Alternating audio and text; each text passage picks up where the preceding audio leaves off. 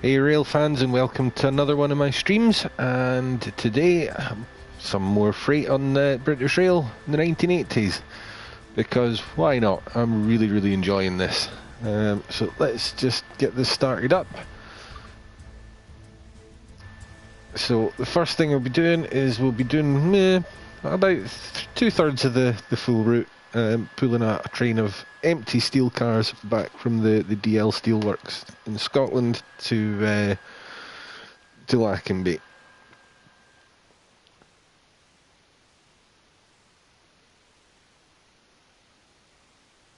And I'm going to put my cup of coffee where I can see it this time, so I remember to drink it before it goes cold. Because I always start the stream with one sitting next to me, and I always remember it's there right around the time I'm ending the stream usually. Hi Tommy, good to see you, man, welcome. Just going to do a wee bit more playing around with the new freight trains. And show the Tees Valley some love tonight, I think. So this scenario of service starts at a red signal, that's fine. We'll just fly through the cab setup quickly. Because this should actually all be on because we're sitting on a main line at a red signal, but so reverser into engine only. Just pop the loco brake on and let the train brake out. Then we just wait for the air pressure to fill.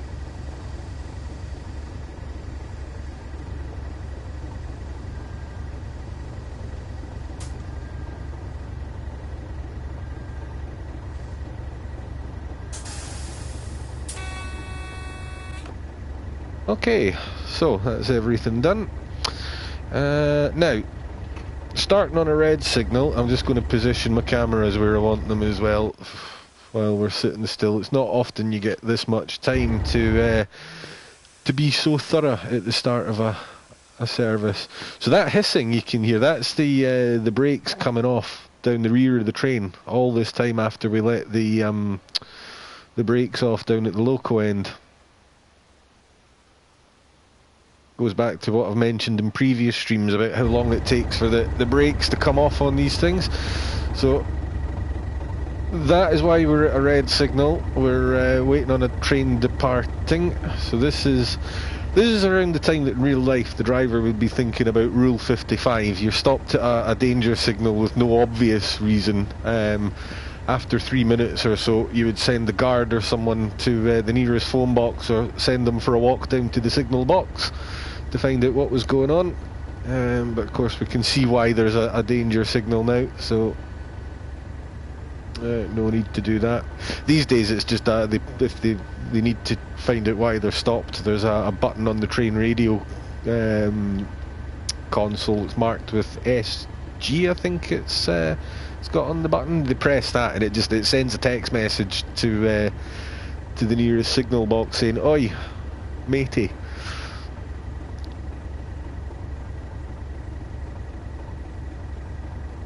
Some more useless railway trivia for you there. So once that train rounds that bend, it's actually not long until we should see a yellow. So we'll get the reverser into forward. Just check that we've got the locomotive brake selected, and it's 20 miles an hour on this stretch because we're not actually on the main line, we've been diverted onto a siding sort of thing.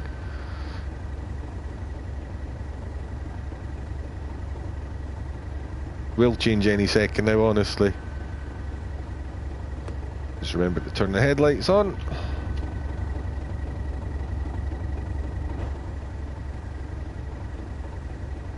There we go. So just final quick check, all the levers are where I want them, that's fine. Let the brake out.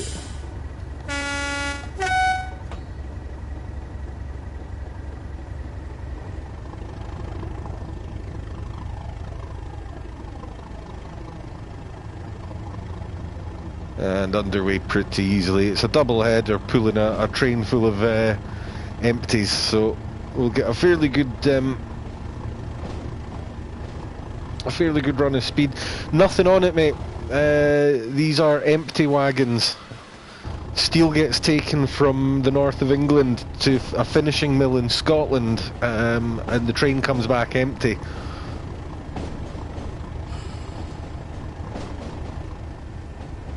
So this is the return leg, and it's basically they pull in, dumping it a set of empties, and then they just go around and pick up the next set of full wagons, and they're gone again within 15-20 minutes usually.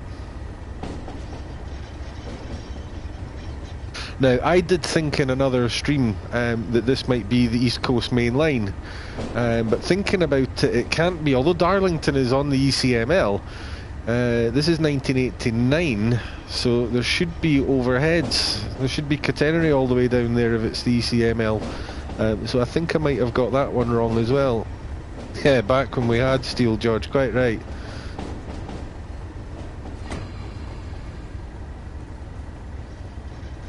I can't help feeling this is something of a poignant route for them to have, or a very poignant effect, sort of, if you know what I mean, bringing this route out now. But that's not what we're here to do or to talk about. So, still got a caution signal in front of me, but empties will brake really, really easily, so we can actually pop a little bit of speed on. I'm just going to check I'm not dragging a brake somewhere, because it sounds like I was, but no. You often hear random sort of hisses and things coming from air systems on these machines. There's a lot of things in here that by the standards of the late 50s, early 60s are practically space age, but to our untrained ears it just sounds like, oh shit, what's wrong with it now? So I'm not quite going to put the hammer down because I am approaching an unknown signal from a caution, and it'll give that sprinter ahead of us a chance to get away a little bit.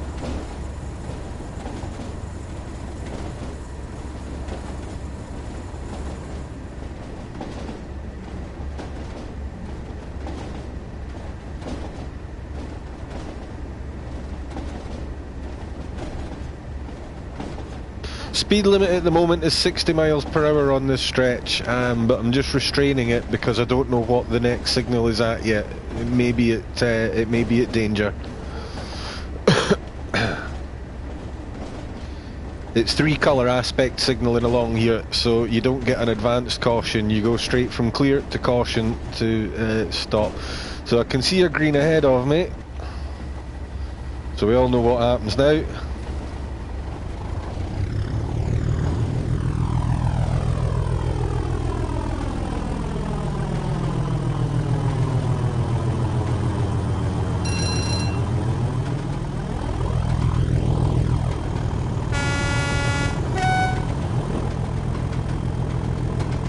Yeah, love it.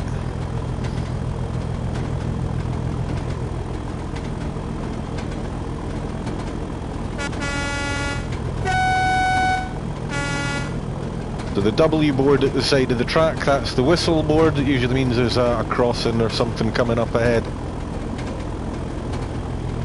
There it is. Maybe not that easy to see. I don't know what the light's showing up like on the tubes, to be honest.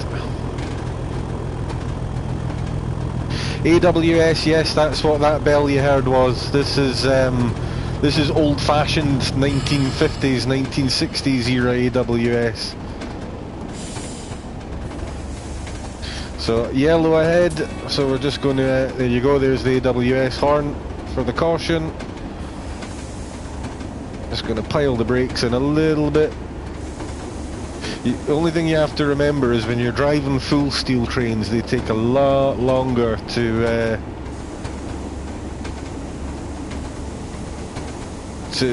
slow down and stop. So we'll just get that down to 30. I might have hit the brakes a little harder than I intended to there. I hit the brakes a lot harder than I intended to there, but a fairly good demonstration of how effective they are with empty cars, empty wagons behind us. And again, the needles at the bottom there taking a while to return to the 0 position, so...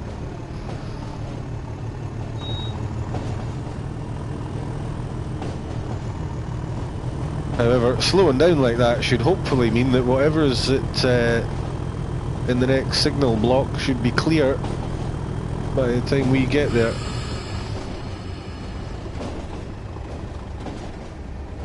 Nah, not much at all, man. I mean, it's nine or 10 wagons that are all just empty.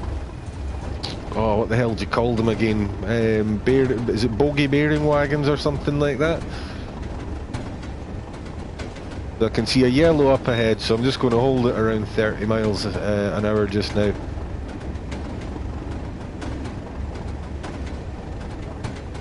They're actually... Oh, there goes AWS. They're actually dead clever wagons, these pole things that are sticking up out of the base of it. You can move them around all sorts of different configurations, because there's... It turns out, did not know this, but there's about half a dozen different types or different ways that steel could be carried about. It could be carried in coils, it could be carried in drums, it could be carried in rolls, it could be carried in ingots, it could be carried in beams, and of course they could also load this up with rails for track maintenance. There's an entire 20-page section of the handbook that they used to give railway workers dedicated purely to steel wagons, how to load them and how to set the pins in the back wagon up.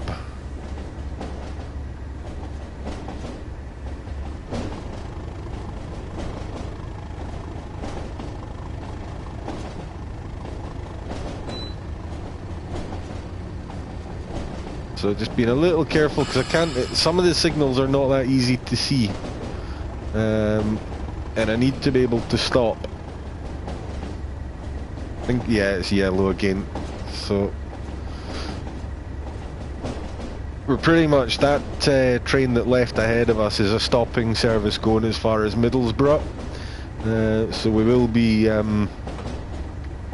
be trundling along a bit for a while. I think it does eventually pull out a bit of a lead on us.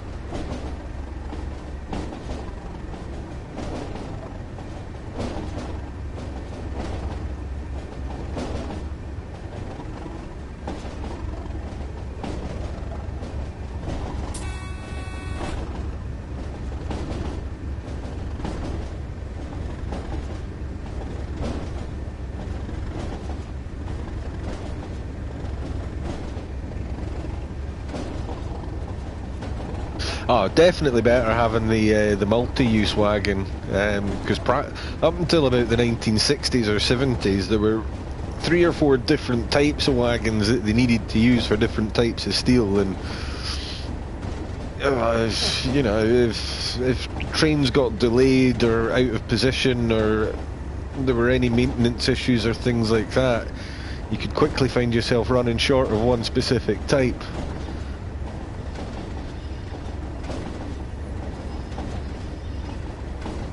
Which is a big part of the reason why they shifted to the single-use wagon, or the multi-use single type of wagon.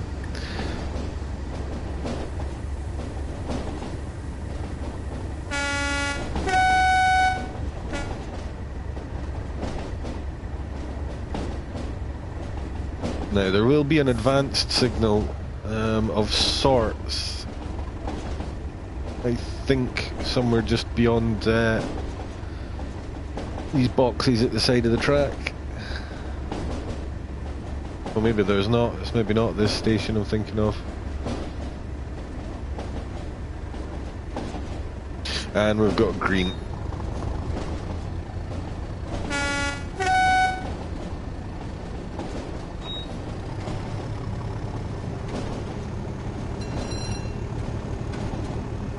There we go, AWS ringing the bell to tell us all clear ahead.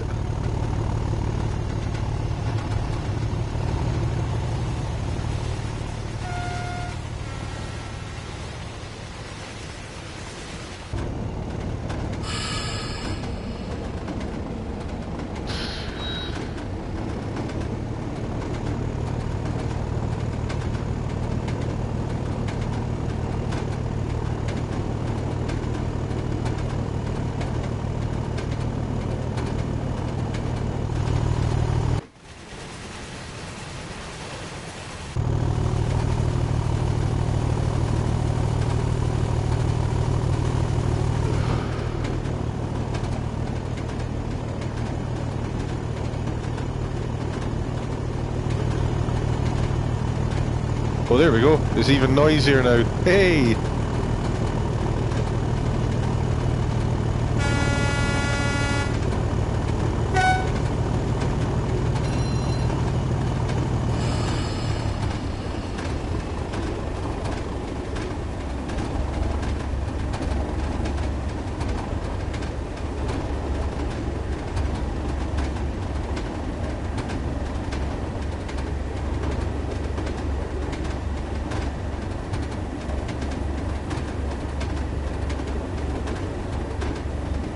So it's nice, it's pretty fast until we get to round about the Middlesbrough area. We have to slow down a little bit for, is it a place called Thornaby or Thornhill?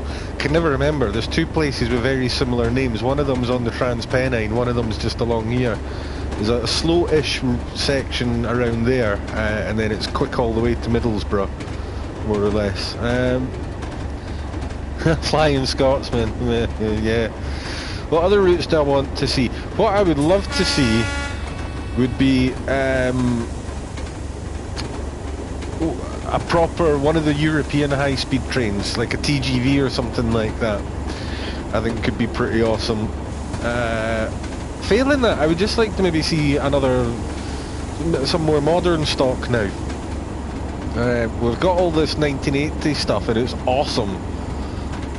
And we've got a lot of sort of turn of the century German stuff, which is also largely awesome. But we don't have very much state-of-the-art stuff, and what we do is, yeah, it's simplistic at best.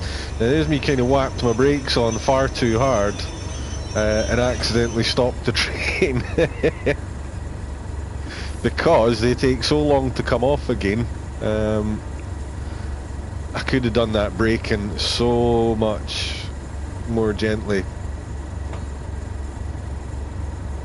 And this is a route knowledge thing, and part of the reason I should pay more attention to these numbers here, because if I'd known I had like over a mile to the signal that was potentially at danger, I might not have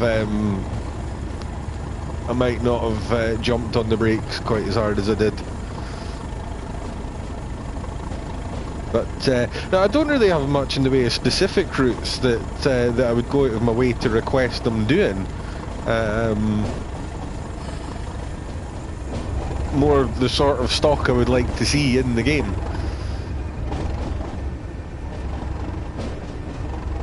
But I appreciate that the difficulty with getting anything modern, particularly in the UK just now, is it's a minefield to navigate the rights holders for all the various things. The train company owns the livery for their train. You might find that the train manufacturer's got the rights to the actual machine itself, and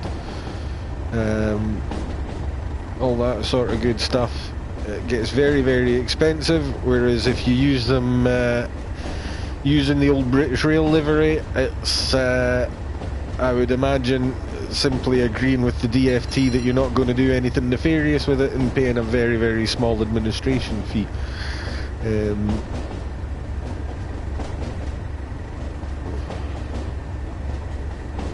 Yeah, they could extend the GWR, or they could go north out of London, I guess. I always really liked the south route to. I used to love doing London to Brighton. Enjoyed that a lot in older train simulators. That would be a pretty good one. Maybe get the old Gatwick Expresses in there or something.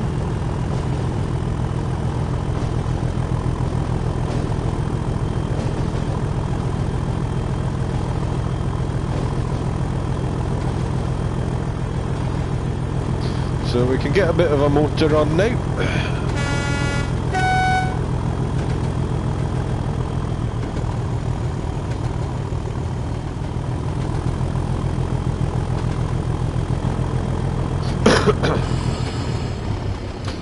And we'll not get, we'll not go crazy with the speed just here. Yeah, I used to have a 1930s. First ever train game I ever played was in about 1984 on an Amstrad CPC. a game called Southern Belle, and it was set in the 1930s. You used very, very, very, very basic vector graphics to do what it did. And one of the things you could actually do was the record break and run done in 19 oatcakes, whenever it was.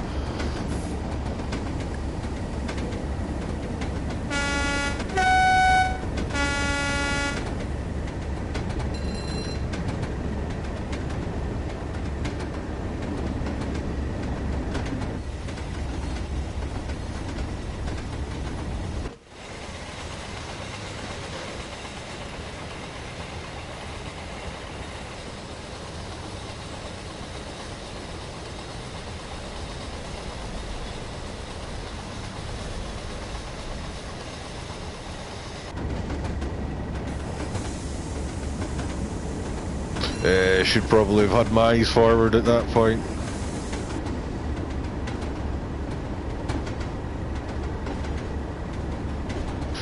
Just about made it to the speed limit though, that's fine.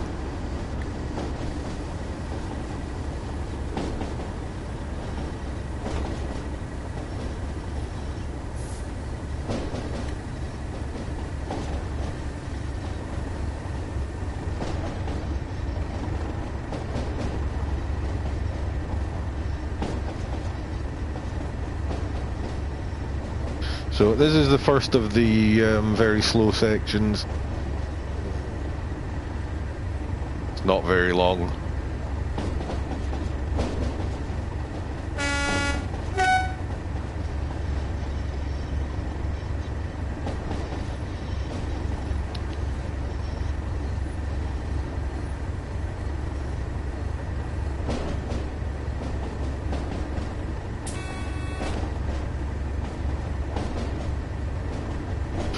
The German routes, they seem complicated, but they're actually, here's the thing, the German signalling system attaches a very specific speed limit to every specific signal combination, so once you know how to read them, they're a piece of piss, because it literally tells you what speed to go at any given time.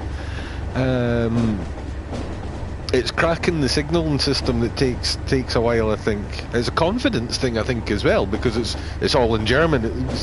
I don't read it either, or speak it. Can read a little bit now, mostly words connected with trains, admittedly. But I love them. I think they're really, really, really, really good. Especially with like the PZB and all that guff switched on. And I do, of course, have loads of videos on the subject of PZB. Plug, plug, plug, plug. But yeah, they are very daunting at first, but once you crack them, they are so much fun. Very satisfying when you get them right.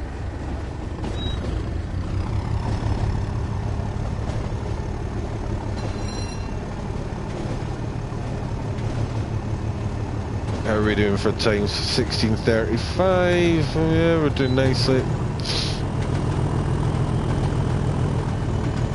Let's just give it a bit of boot.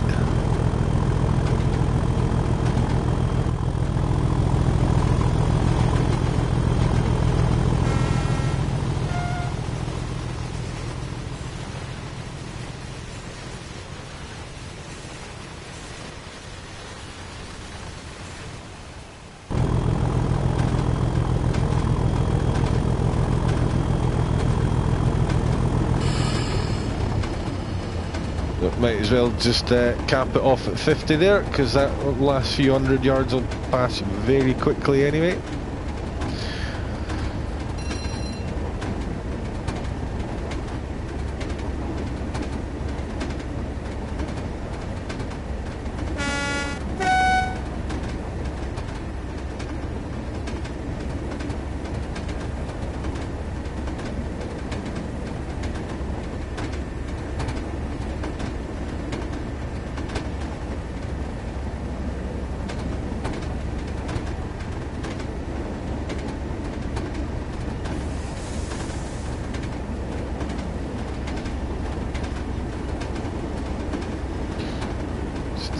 Teensy bit of overspeed was possibly about to happen there.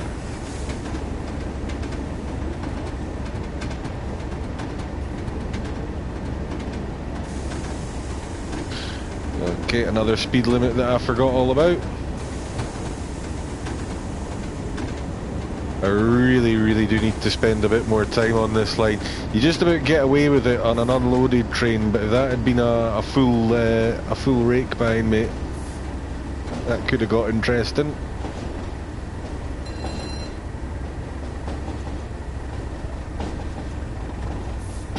And overcharge doesn't really seem to do much to make the brakes release faster.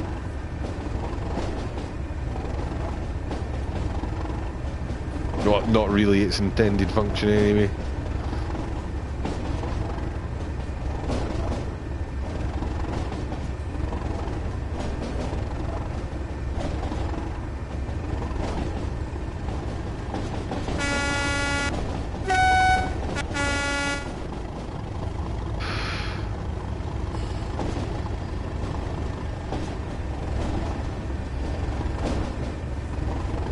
I think we might be slowing down again, or are we speeding up after this one? I've usually got the map open next to me, but I don't actually have it this time. Thought, nah, I've done it a few times now, I know what I'm doing. Hey!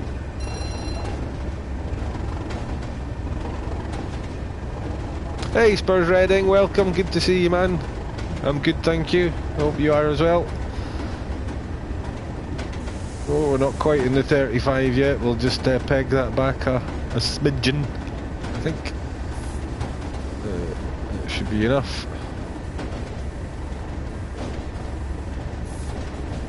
Right, I think we speed up a bit and then we slow down, right, so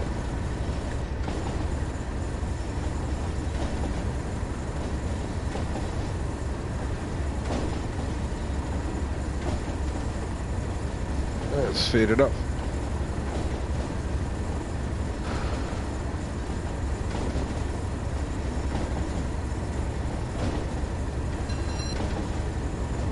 Hey Grebo, welcome mate. Overcharge, I'm not entirely certain to be honest with you. It's mostly to do with charging the air system up when you're first setting the train up, I think. And I know that certainly on some German locomotives, the overcharge system can be used to help with releasing the brakes on longer, heavier trains, but I'm not entirely sure how it works here.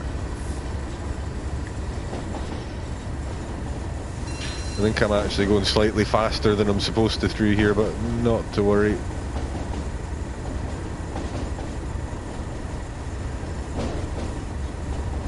My first drive of the day is always really scrappy. To be fair, my second and my third are usually not much better either, but...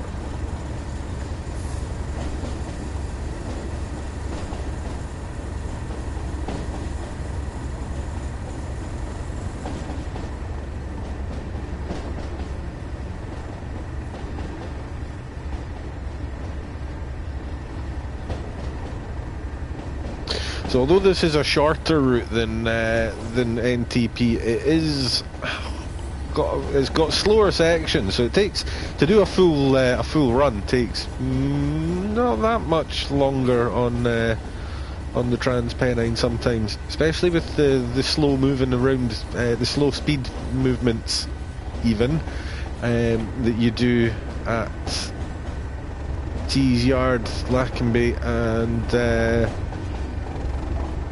up at Redcar. Not really been paying attention to the speed limits either, right, so we have already picked it up a bit. Good job there's not really a timetable for the freight trains.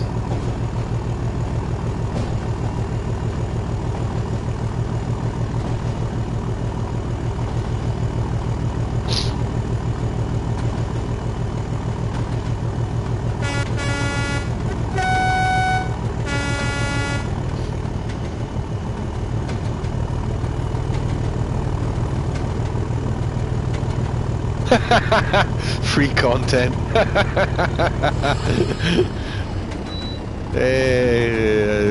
I doubt it somehow. It'd be lovely if they did. If they're gonna, they'll give it to the TS19 crowd though, I would suspect. I never know though, I might be wrong.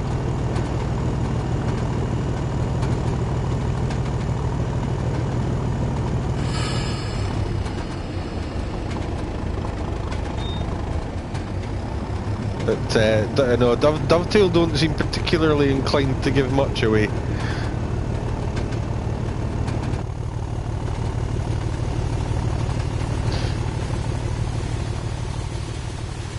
There we go, we're going a wee bit faster than the honestly not a Ford Fiesta, definitely.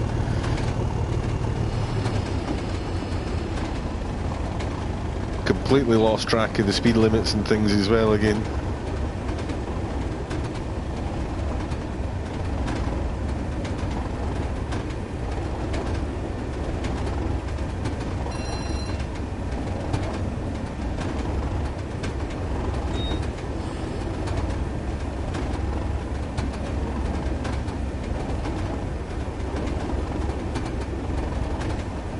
I can see it's so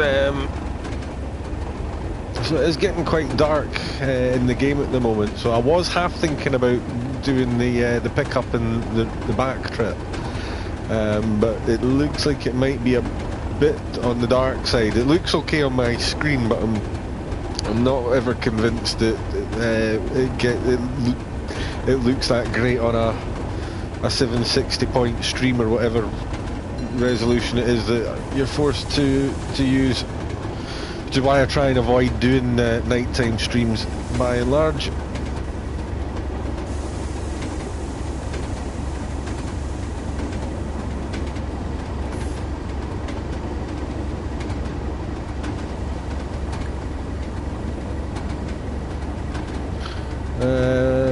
I tend not to use the cab. See, that's the thing, I hate having the cab light turned on, because I'm one of these really sort of fussy people that likes to try and do it as the way it was done, and literally rule number one for the night driving section of the handbook is do not have your cab lights on at night, because you can't see anything outside if you've got the cab lights on in real life.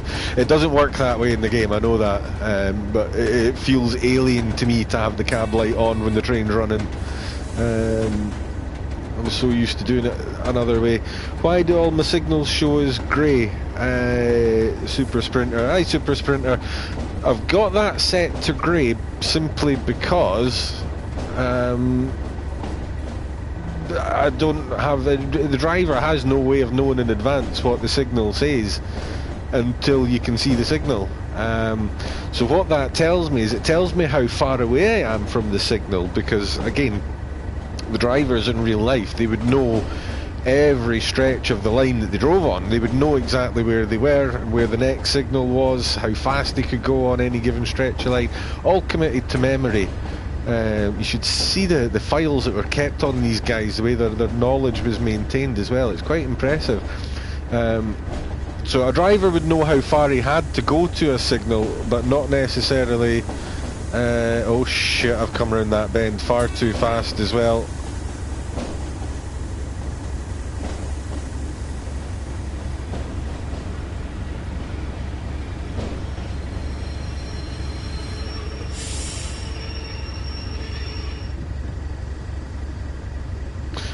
Bags of time. Yeah, so the reason I've got that turned grey basically is so that, because I don't have the experience of 30 years of driving up and down this line before being allowed to take a big heavy train up and down it myself, I substitute my lack of line knowledge with these handy little reference points here and here. But generally I prefer not to have too much warning of what's coming up.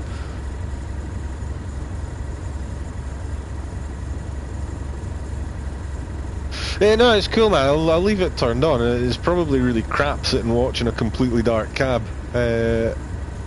Like I say, it's not something I necessarily canny drive with it. I'm no use to it, is all. It doesn't actually make any difference to the driving though.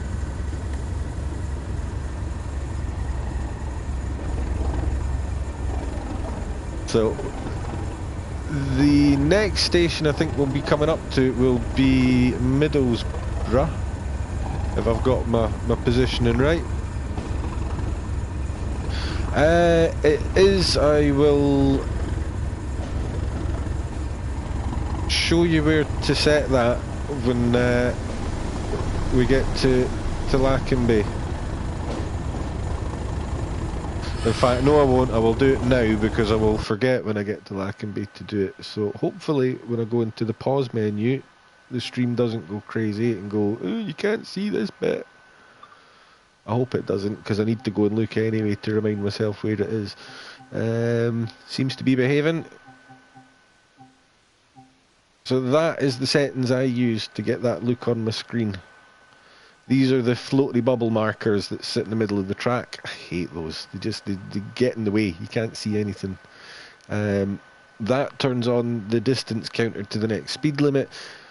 So if you turn the signal aspect thing off, that just removes the colour from that little display up in the top right there. And that's how you do that. And to get rid of the HUD thing down in the bottom right there and to bring it back, unfortunately there is not a menu option for that. The only way I'm aware of to do that is to use a USB keyboard and to use Control 5.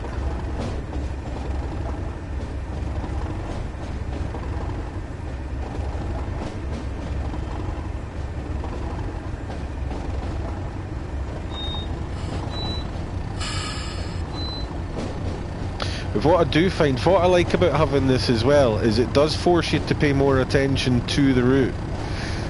Especially given, and do bear in mind as well, advanced signals are often not registered here. So it might tell you you've got 2 miles to go to the next signal, but in actual fact there's an advanced one between you and that point. And if you're not paying attention to it, things can go south pretty quickly. So it does kind of force you to keep your eyes on the track and to learn the route a bit more. It won't be for everyone, that's cool. It's play how you please, I always say. Narrow gauge, ooh, that could be interesting.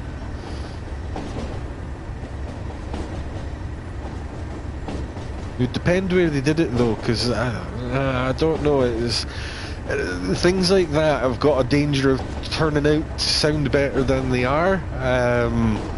I always thought the idea of an underground, the London Underground, would be incredible fun, and then somebody made one, and I realised that hang on a minute, all I see is basically a bunch of lookalike stations and the inside of some dark tunnels for the entire time. And it maybe wasn't such a great idea after all.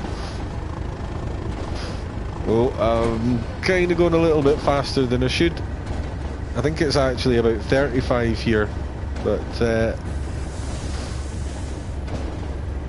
yeah, it's because the back of the train hadn't cleared the zone yet. Of course, the danger with not having the floaty bubbles and just having these things up here is that if you're not paying attention to them, or at least checking them regularly, really easy to lose track of exactly where you are.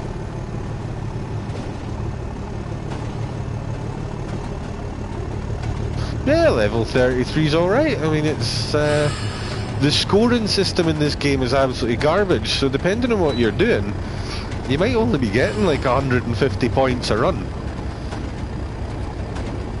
And you need like 500,000 to get a level, so yeah, the scoring system means nothing, man. As long as you're enjoying the game, is pretty much all that matters with games like this. I don't know why they even felt the need to put a score system in. I've never seen that in a simulator that's trying to take itself seriously.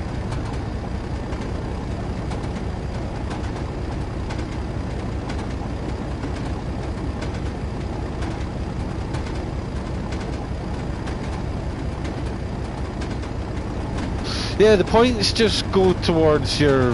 I don't know what you're actually, other than some sort of warm, fuzzy glow of personal satisfaction. I don't know. I really don't understand the existence of them.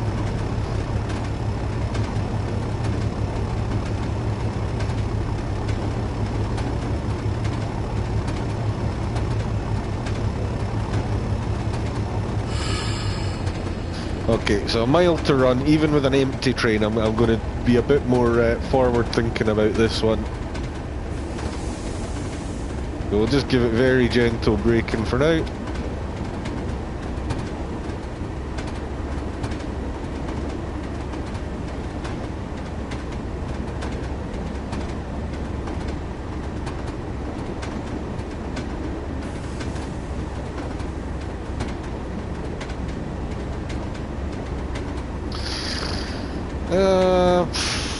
Microtransactions, well, I mean, they've technically already got them, they're just not very micro with the locomotives and what have you, but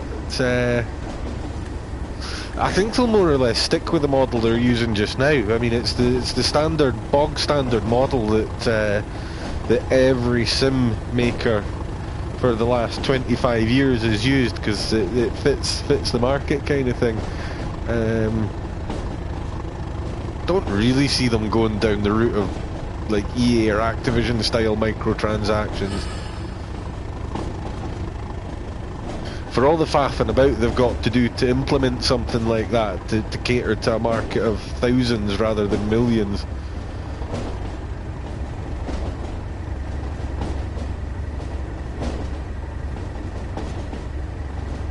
Maybe in the future it could be.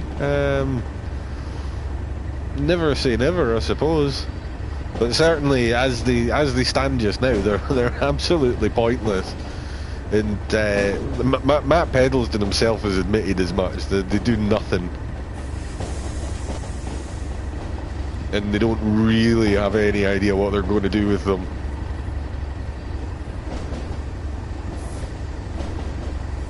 Honestly, part of me just thinks it's a case of a company that has never ever served the console market before just going, oh, console players, better give them points or something, because, yeah, console players like high scores and stuff, right?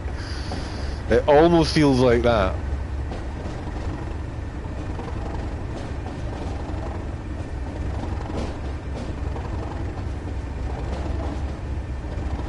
Yeah, to be fair though, I mean,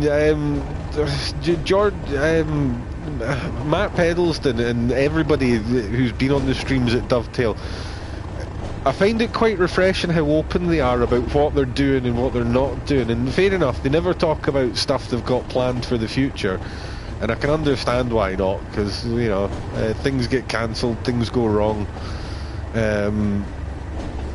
But they're very open about what they have done and what they might look at doing, certainly from the technical point of view, and they're very open about how they achieve a lot of the things that they're doing, with one eye on the creation kit coming out. They're already giving people the information they need to be able to build things with this kit when it comes out. So yeah, very yeah, I'm on PlayStation 4 as well, Tommy. I don't feel the need for that, but there's almost this sort of, you know, it goes back to the whole sort of, you know, console PC thing, and there are developers out there who look down on the consoles a bit, and that's just a fact. There are developers who will not bring their games to the console for numerous reasons. Some of them are technical, some of them are not so technical, and I'm not suggesting it's even a deliberate or a malicious thing. I think it's almost a subconscious thing.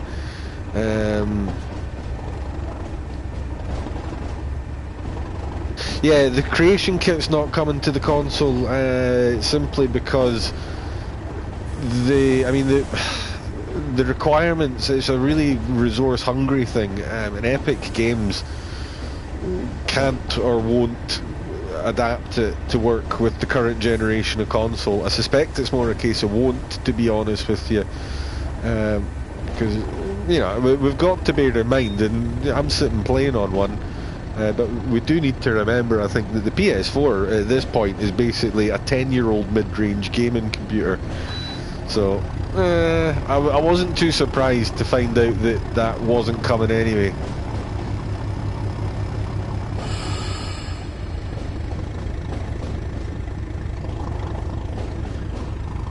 Fortnite. Do I play Fortnite? Nah. I don't really play any multiplayer, man.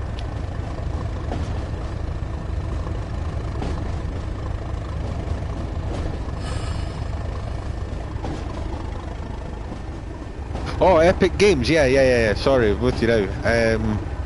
Epic Games own they make the Unreal Engine. If you're using the Unreal Engine, you're licensing it from Epic. That's how Epic got their start. They're the company who made the original Unreal. I think they had a different name back in the day, but there you go. I am a fountain of useless bits of bollocks today.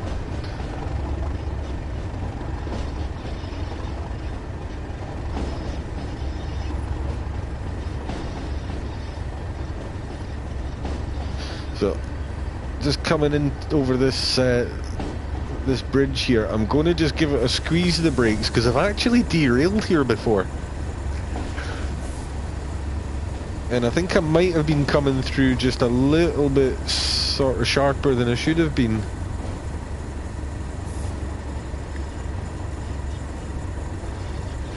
Yeah, I didn't know that until quite recently as well. There's a noticeable lack of...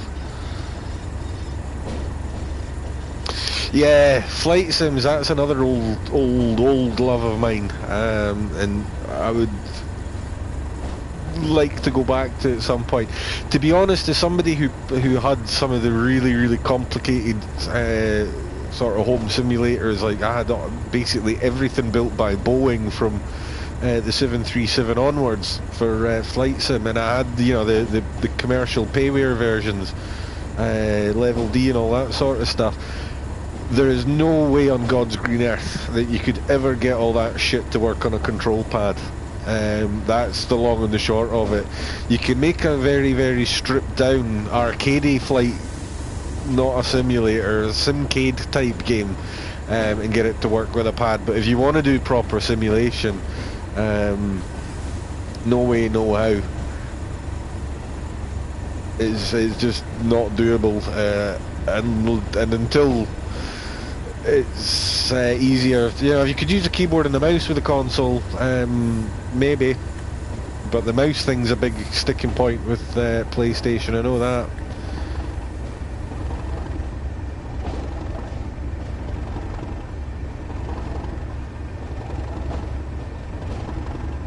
I think we're going to get a pacer in the Tees Valley, to be honest with you. It feels a bit bare at the moment, and it's like they've deliberately left it with room to add stuff, so again, going back to Dovetail live streams, Matt Pedalston gets very excited about pacers when you talk about them, so I'm absolutely sure we will get one, to be honest with you.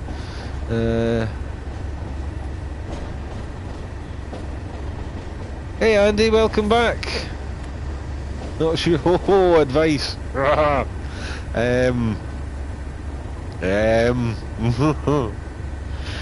Oh dearie me. Depends what you like to do, to be honest with you, because they're all different.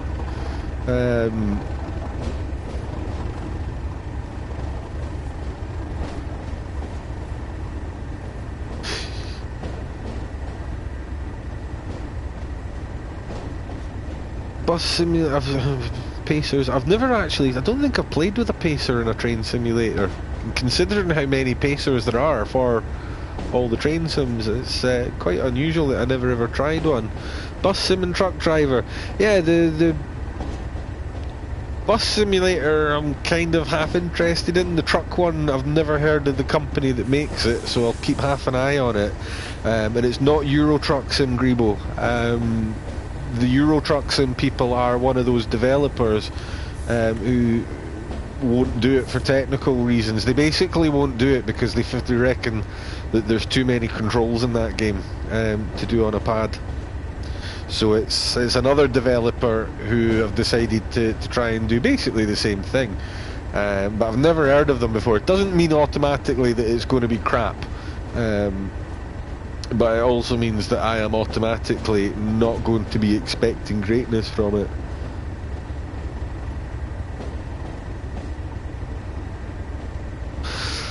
If it's old BR stock you like, then it's probably the Pennines. But the only thing I would tell you to bear in mind with the Pennines is that Northern Trans Pennine as a route on its own, you're going to pay 20 odd quid for that. That does not come with the freight stuff. It'll be another 12 quid on top of that for all the freight stuff. If that's viable, that's probably the first one I would go for, and then I would take Tees Valley later as a sort of an add-on. There's definitely more to Trans Pennine once you put the freight in. There's still a lot to it without, but it's all passenger focused without the heavy freight.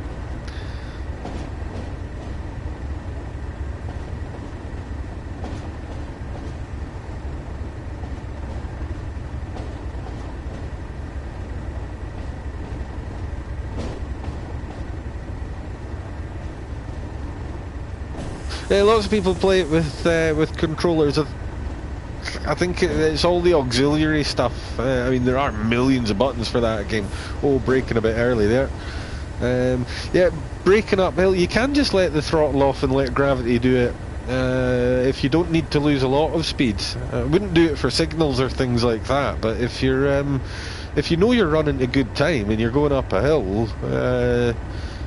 yeah, the accountants will love you for doing that because it puts less wear and tear on the brakes, quite frankly.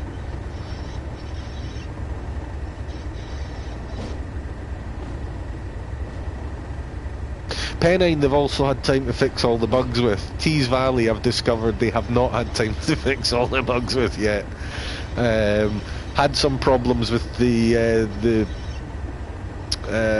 what do we call it, this thing here, the slow speed control.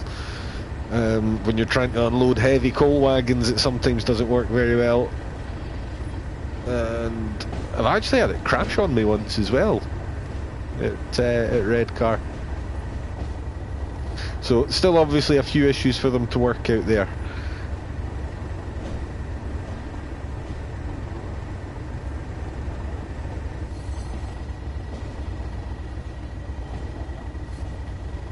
So what we'll do is we'll be dropping the empties off in this side, and then we go up into the shunt head, and we're actually, because I was dawdling while I was talking, there's not much time between.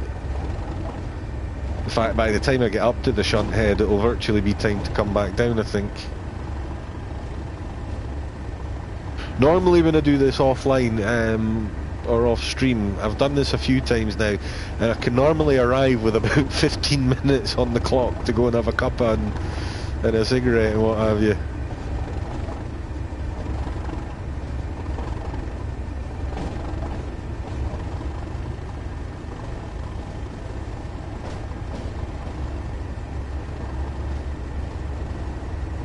Yeah, even when I went through the entire thing, it's only on one specific scenario. It works on all the rest of them doing the same thing. But it's one specific scenario, it doesn't matter what to do, it rolls over by about half a mile an hour.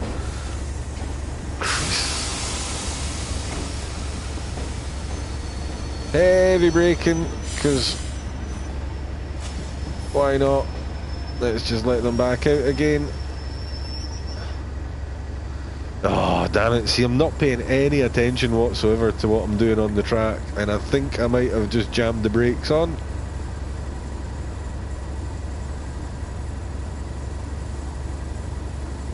So I need to wait for them to come all the way off again. I didn't mean to brake that hard either, to be honest with you.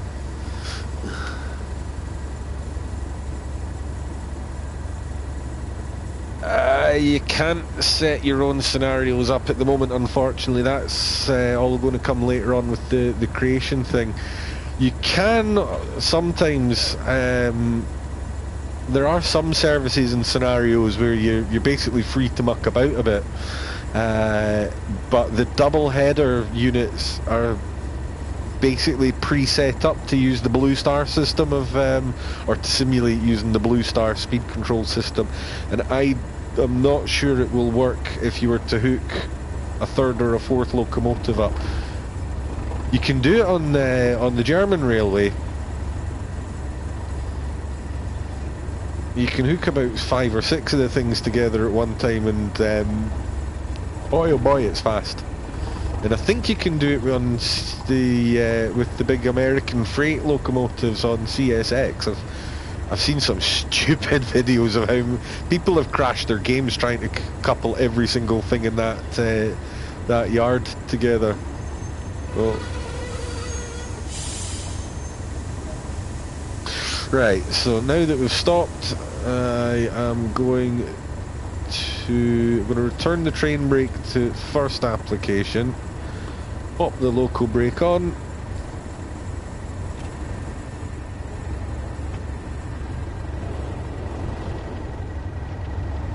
and we'll just dash down the back.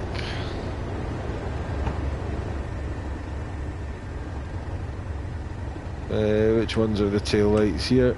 Those ones, that's fine.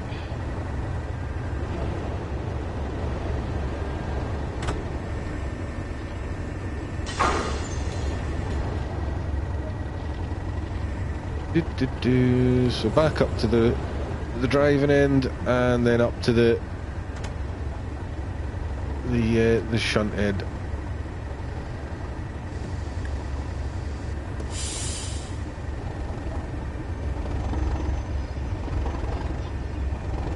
Actually, before you move, when you're in the yard, what you should do, bit naughty for not doing it, they might not change, it doesn't matter too much if we roll over them backwards, but you can, if you've not got the points set properly and you're coming over them from the backside, you'll be alright if you're going really slowly, but there is a risk of derailing. And if you come at them from the front, obviously you end up going down the wrong path. So just do a quick check of them all.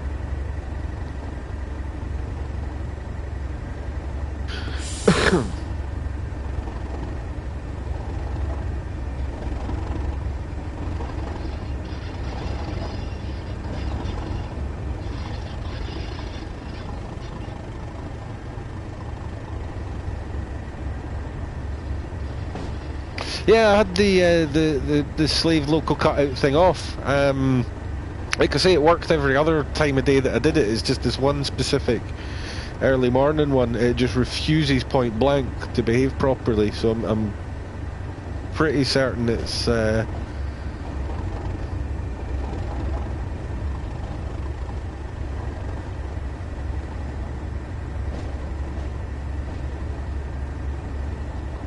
Memories of forgetting to set them. Well, I hope you don't mean in real life. that could have got really expensive.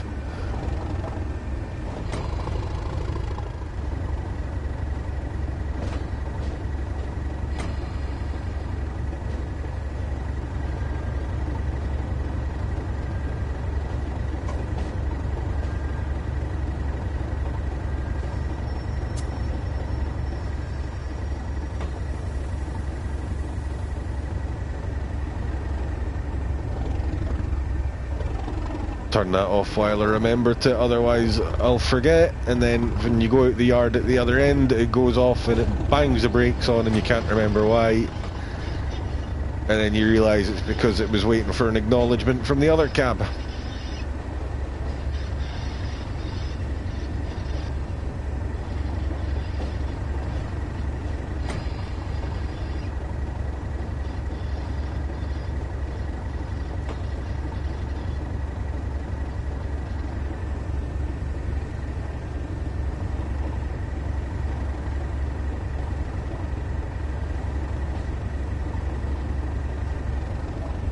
Don't know why I'm crawling along so slowly either.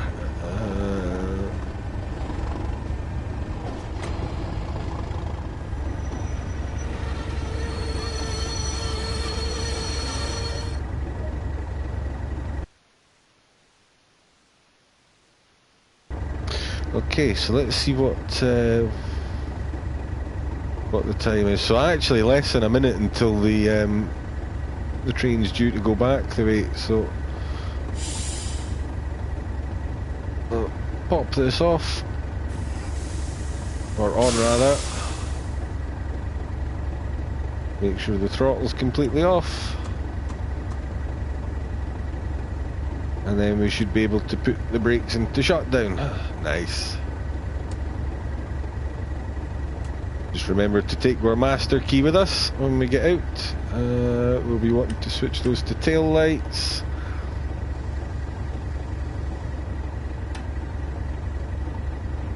Won't be needing the instrument lights in here again. Won't be needing the cab light again. What have I forgotten to turn off? Always forget to turn something off. Oh! Yes, I want to take over. Yeah, if you're not in the driver's seat, when the service is actually due to start, it'll reset all the switches and stuff, and the AI will attempt to take it over. So just do a quick switch check to make sure it hasn't reactivated anything you've turned off. Usually I've got all this done. As I say, I'm normally here in plenty of time to do the cab change and go for a coffee and what have you. So we'll just get out there. Oh, did I leave the local brake on? No, it's off.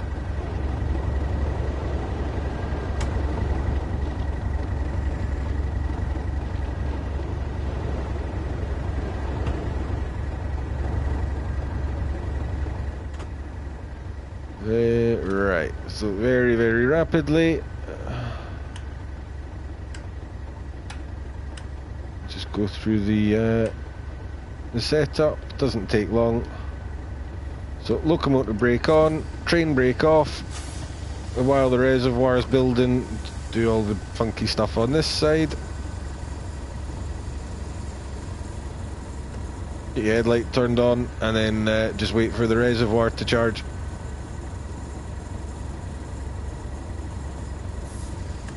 Can release the train brake at this point. In fact, no, we can't, because we need to look at the points.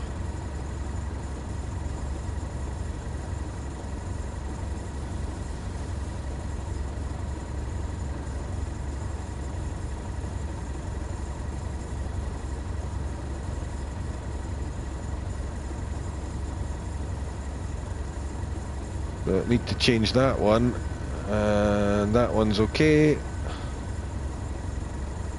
That one's okay. Oh, they need to fix these click spots is what they need to. They need to have some sort of magnetic thing in the click spot, you know what I mean? So that when you get close enough it just snaps in. Because by God, that's annoying sometimes. So by the time you've finished bob-bagging about with the switches, you'll definitely have enough air in the brake system to get going.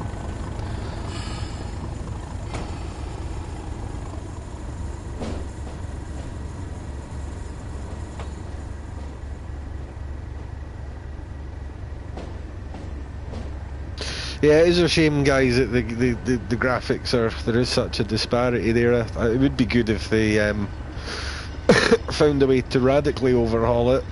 I can't really see it this generation, sadly.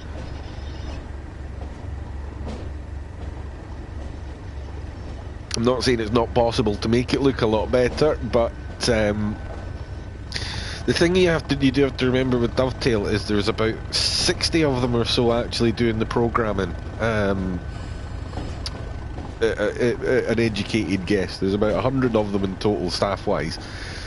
That you can find out from the company's house register. They're new to the Unreal Engine and they're new to the Xbox and the PlayStation. So I think they're getting better at it.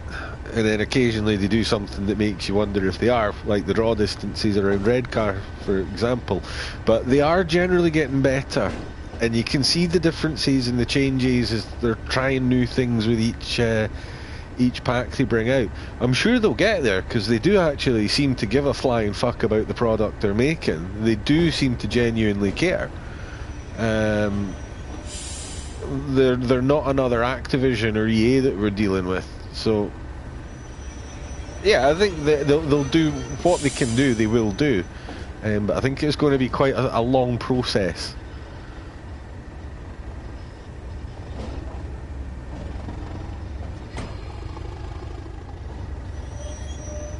But hey, fuck it, if you're Bethesda you can do that and people go batshit crazy, love it.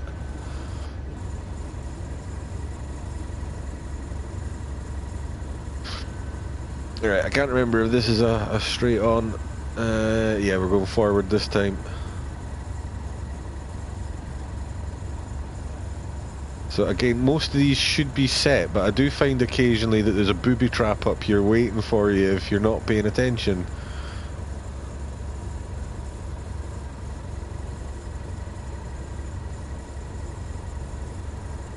And I'm sure this is really bloody easy to do with a mouse. Right, so satisfied everything's going my way. Points wise, we'll just get moving.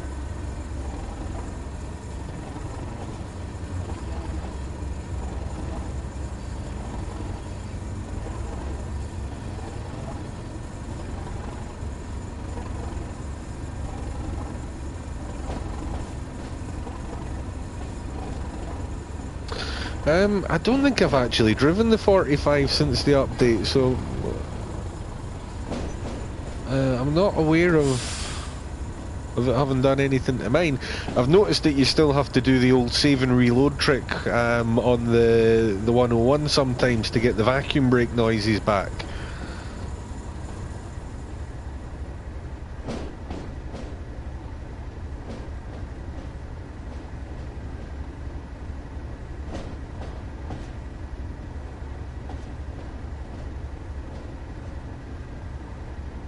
Yeah, exactly, George. They cared about it, and I think I'm usually don't get me wrong, I'm the first to complain when I think a billion-dollar publisher is taking the piss a wee bit.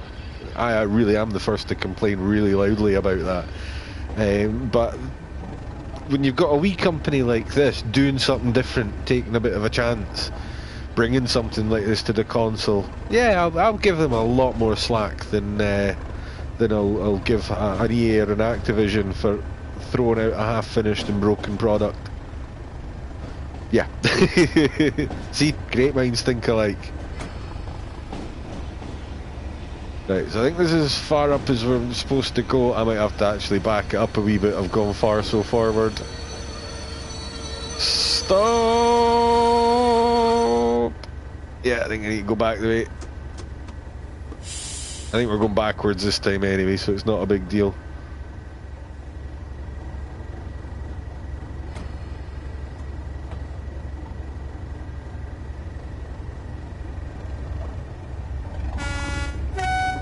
Been forgetting my warning horns as well every time I've been stopping and moving off.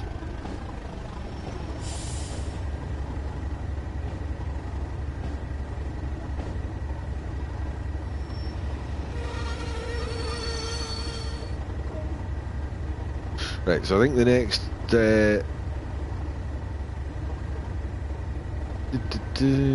thing we have to do, are we going forward this time again? Oh, we're going forward again, right. Oh aye, this one is the one that catches. I've derailed here as well because I've gone into this a bit quick and forgot to set it.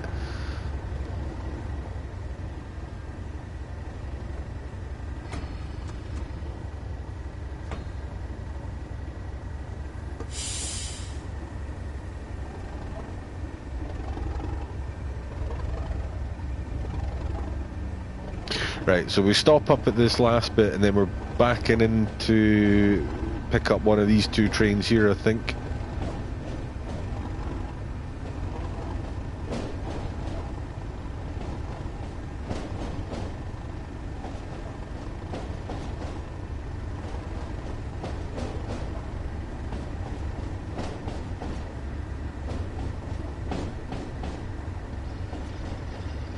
Not actually played with the DMU since the update either.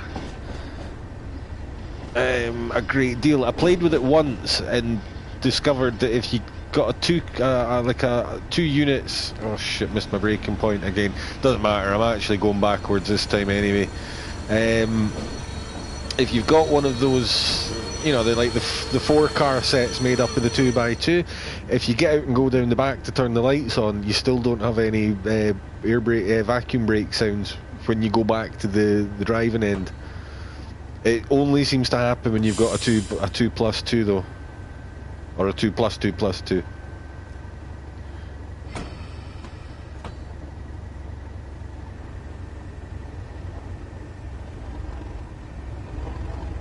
Right, so we'll just back it up till I can set the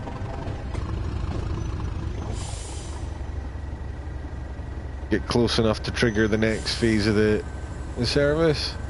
Funny thing is, even though I've had to stop and back up a couple of times, I'm probably around about the right time anyway, because I've been speeding like shit through here. Right, now we've got a couple of the steel coil wagons. I need to change that one, and I'm hoping everything else is largely set for us.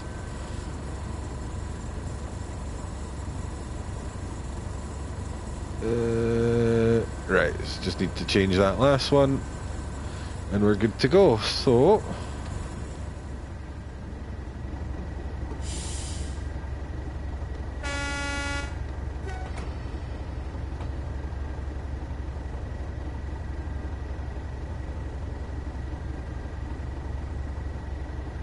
why am I not going?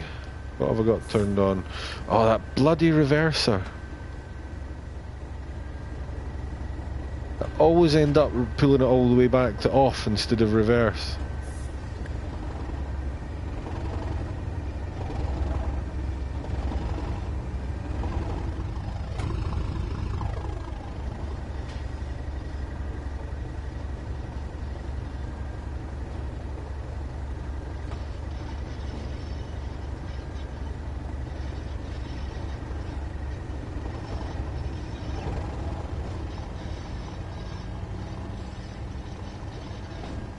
Can't quite see the speedo from here, but it's fine. You can more or less eyeball this in.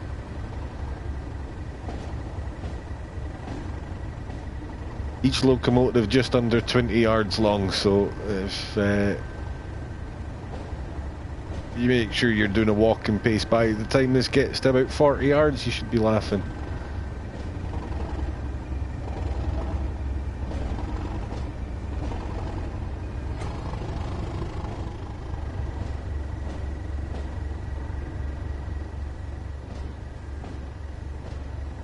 In fact, when you're doing this during the day, or when there's any reasonable sunlight at all, you can use the shadows to see when you're... why am I braking? Fuck, I thought that was the... pulling on the brake when I'm meant to be pulling on the throttle. Good God.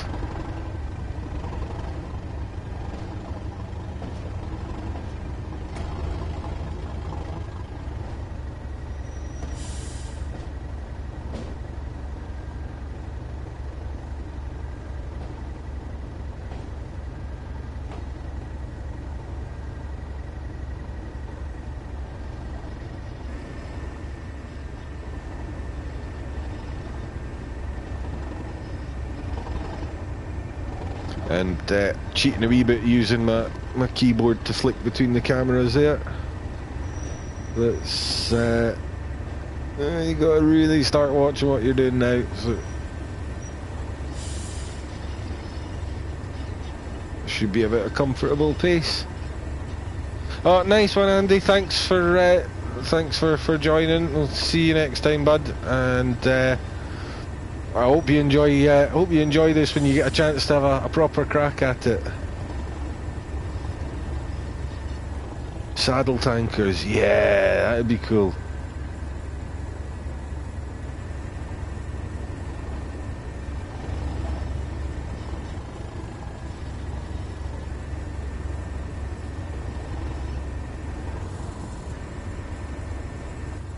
Oh, wrong button.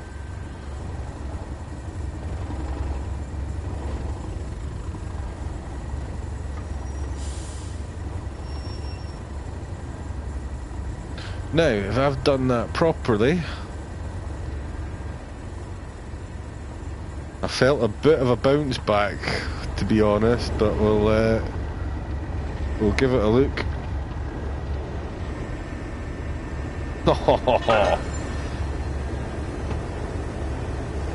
The boy done good.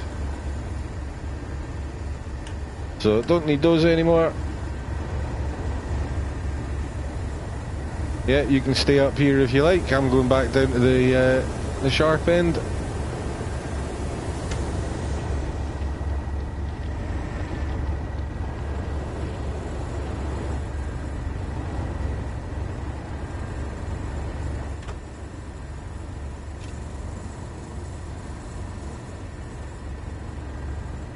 Now, you can either do this now, or you can do it at the exit signal where you rejoin. You leave the yard and join the line. Do it now. You don't forget later.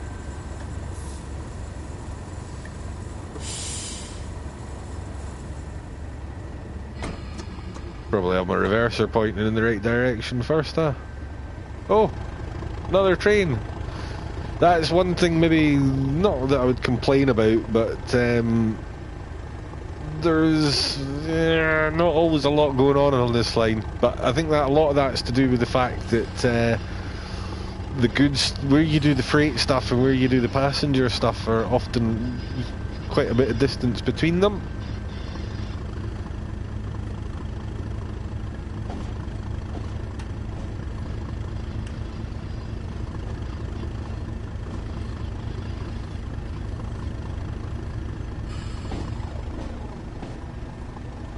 So needing significantly more amperage to get underway than I did a minute ago.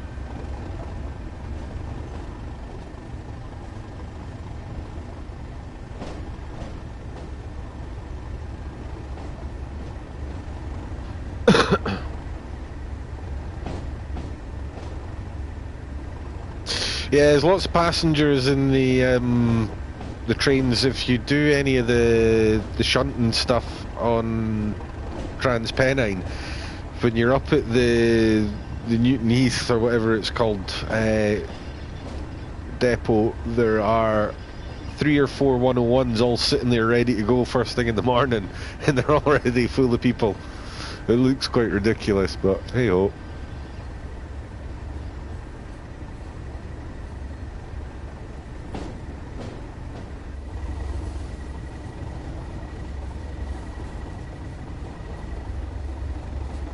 Right, so it's the coils that we're taking.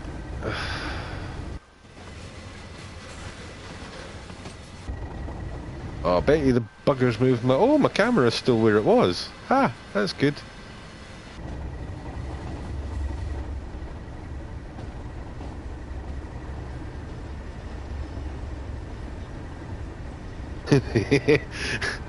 Yeah, could be.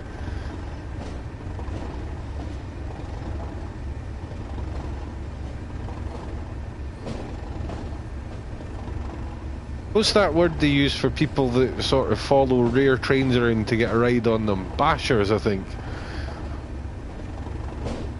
Although the 101 was not particularly rare in the 1980s, granted.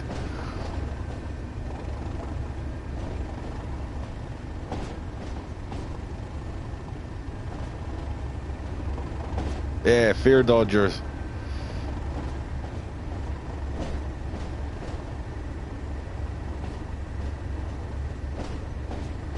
Oh, I know what I didn't check. Probably want significantly more than the local brake as well.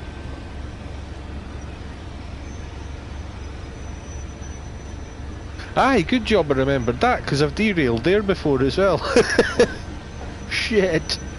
I don't think there's any more until we... yeah.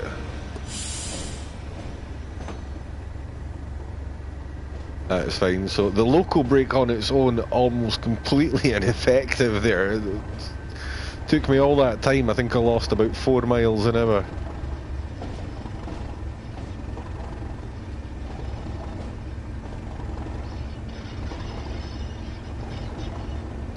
See, this is why I do like coming down this route at night, is some of the stuff you see is kind of cool, especially up in the industrial area. I love the sort of the red smoke pouring out of the, well, the flame. I guess they're venting something there, actually. Don't really know what any of these places specifically are.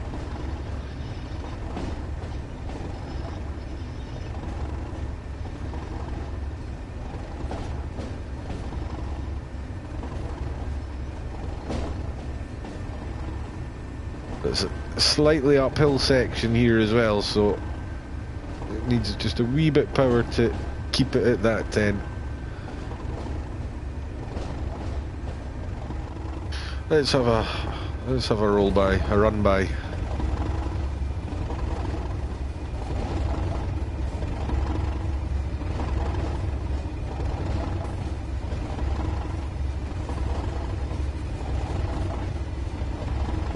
What a noise.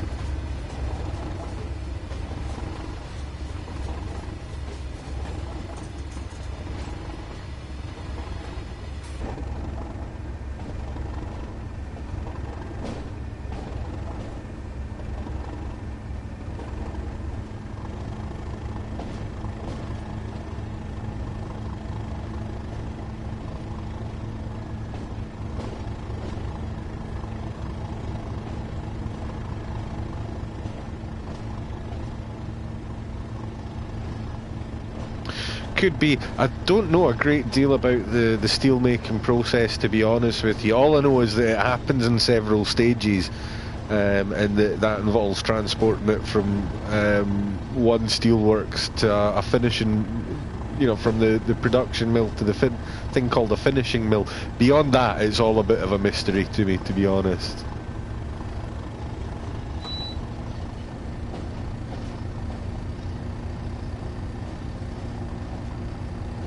Yeah, it does. It burbles along. I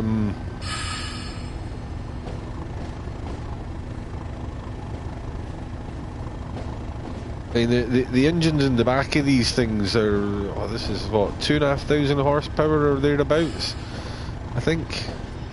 I mean, the engines are based off of naval engines that they used to fit to World War II gunboats, torpedo boats or something like that.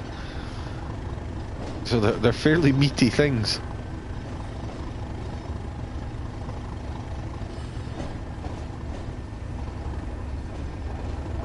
And of course, these were diesels from the first time round that everybody knew diesels were big, dirty, noisy things.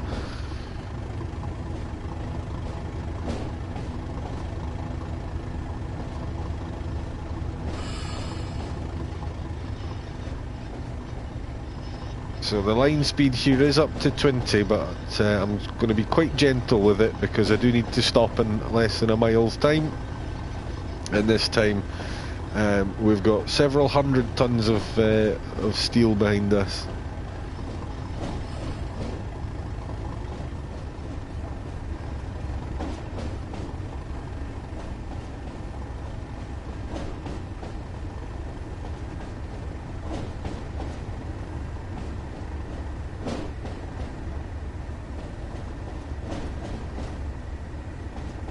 Yeah, George, you remember about as much as I do on the subject.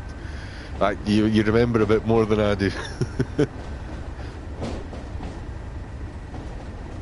Hey, Stephen, good to see you, man. Welcome.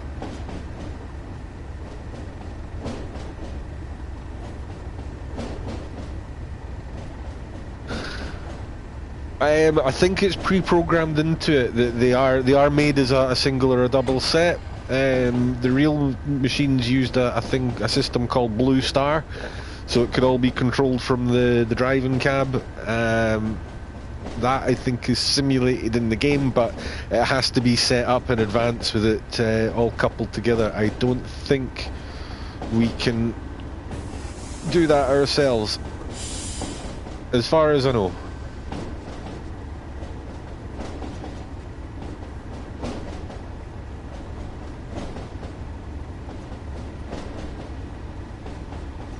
I mean, I think in theory you could uncouple one and drive away in it without a problem.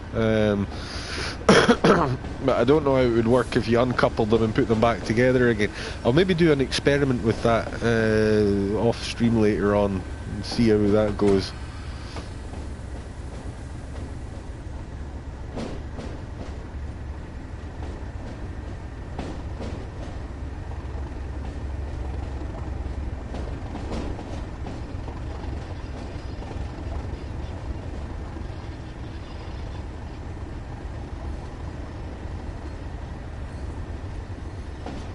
So we're going to end up drawing up at a signal here, which is actually we've come all the way down to South Bank before we rejoin the line. And if you look on the route map in the manual, where we started at Lackenby actually looks quite a long way away, and the bit of track we come down is not very well marked out on the map either. So it took me a little while to figure out where the hell we were coming out until I did the old free camera thing to go and have a nosy at the station. So we actually come quite far along before we're allowed to join. And this is one of these ones where you've got the tiniest little window to stop in. You have to be within about 10 or 15 yards of the... In fact, I think it's even closer. You have to be within 5 to 10 yards, I think, of the stop thing, which is only about 10 yards short of the actual signal, so you kind of do have to crawl up here.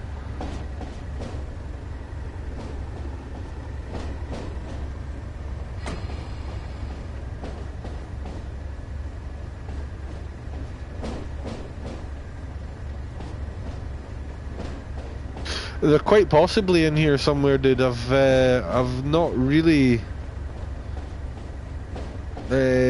played around with this at all. I kind of just spent all my time playing with heavy freight on the Pennines, and really the only running I've done with Tees Valley is just a couple of practice runs, so I didn't make a total hash of it when I did it on stream, and then I made a total hash of it on stream anyway. So British Steel, yes, the station is the station is there, and there are some services around rush hour that do stop at it.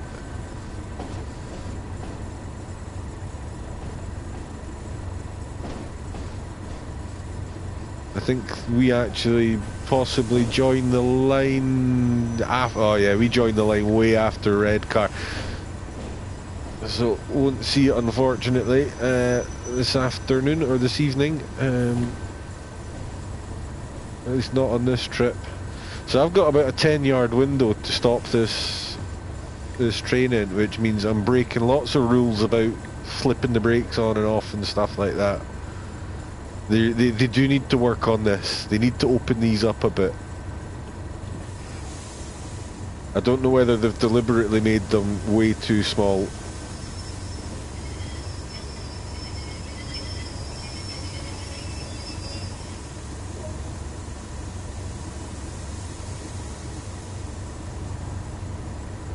How was that for timing?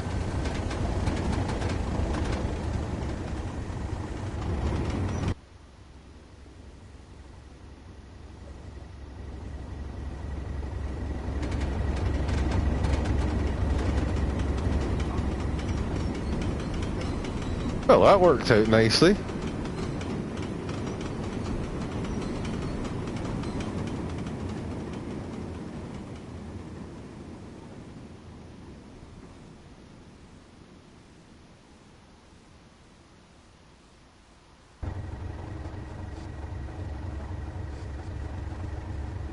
Right, so now we've got a green.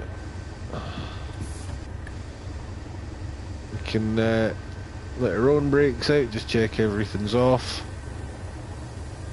Always just do a final check on AWS, make sure I've turned it on before I move on from here.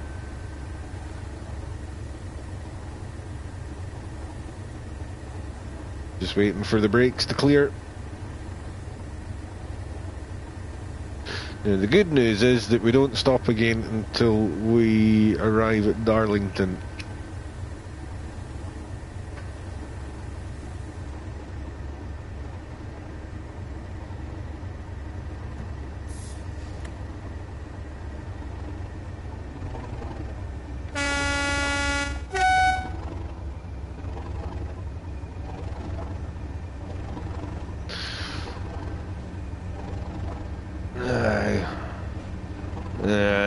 wasn't really precision, that was just being really cautious until I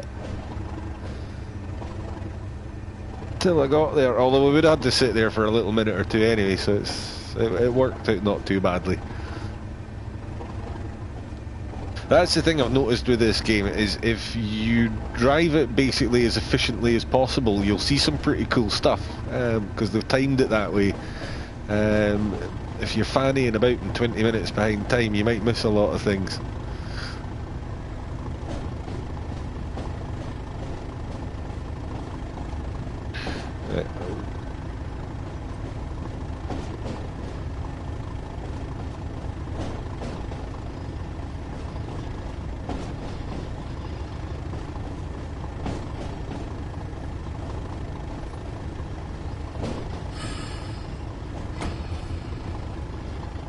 Just while we're coming across the points, we'll come off the power.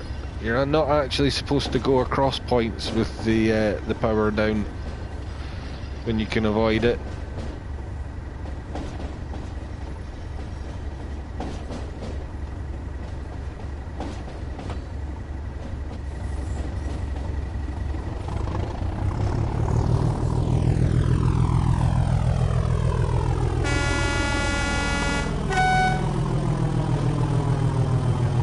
Yeah. Supposed to wait till the whole train's clear of the points as well, but meh. Oh, wheel slip. Shit. You gotta be careful, because you can trip the system and it takes a wee while to come back to you.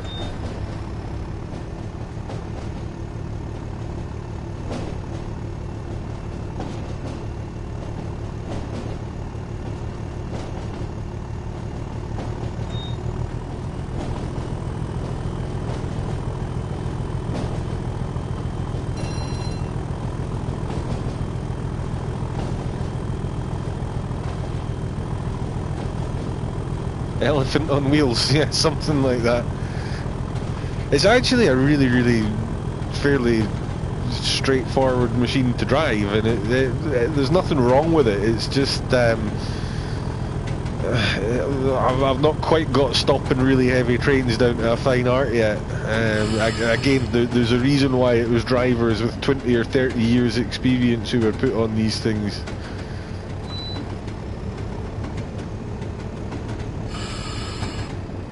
So we're going into 50, and I know Middlesbrough is coming up, so I'm not going to go much beyond 40, because at some point very soon I need to slow it down a lot, and I can't quite remember how the sequence of speed limits goes.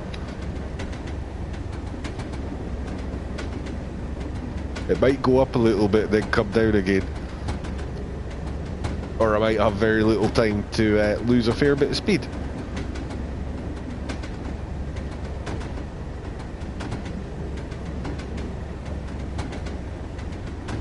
And in fact, I think it's the latter, because just a quick check at the map shows that I've got a big bend like this just as we approach Middlesbrough.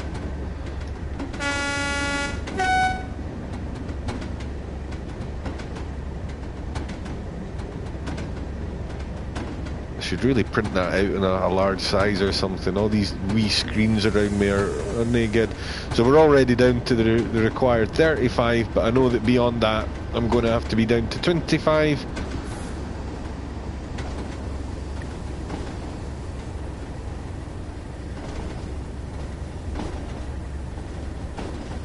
I think the biggest sort of adjustment you have to make to the freight trains is just learning that you need to brake way earlier than you did before, and you want to be at the speed limit long before you have to be at it, because again it's all down to how long the brakes take to release. It's going to take quite a while to get the hang of releasing them just with perfect timing, because the rate they come off and go on, it depends on what you're pulling, what the locomotive is, what the gradient's like. In real life, what the weather was like that day will play a factor, and all sorts of other things. But you do still have to be miles ahead of the train. So I know from the cranes in the church I can see in the distance, I remember seeing them at Middlesbrough before, so And there we go, 800 yards time for the 25. It's going to take me about that long with gentle braking to lose the 2 or 3 miles an hour that I'm currently needing to get rid of. And if you can, you would want to brake as gently as possible with these things. You don't want to be riding the brakes at full pressure unless something's gone horribly wrong. And again, that's all stuff that's not really modelled in the game, but things like you could break couplers, you could damage bogies, you could damage the rails, you could get yourself into all kinds of sticky situations with heavy braking that just aren't really a factor in this game.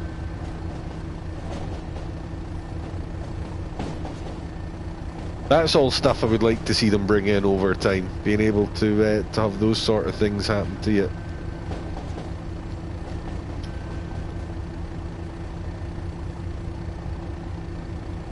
Even as optional extras that you could turn on or off.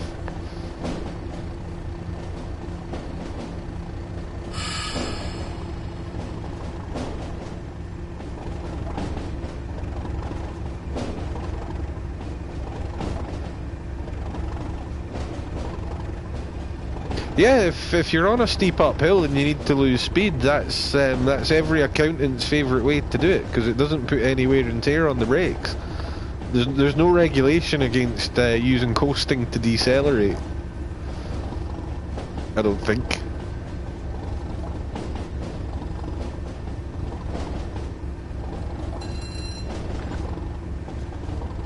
Cold starts definitely, failures not too sure about that, because if they implement them with any realism on these routes, then about one in every 5 trains will not make it to where it's supposed to be going. No, it was never that bad a failure rate, but I mean, by the end of the 80s, these things were spending 100 hours in the workshop for every 30 or 40 that they were spending on the track, some of them.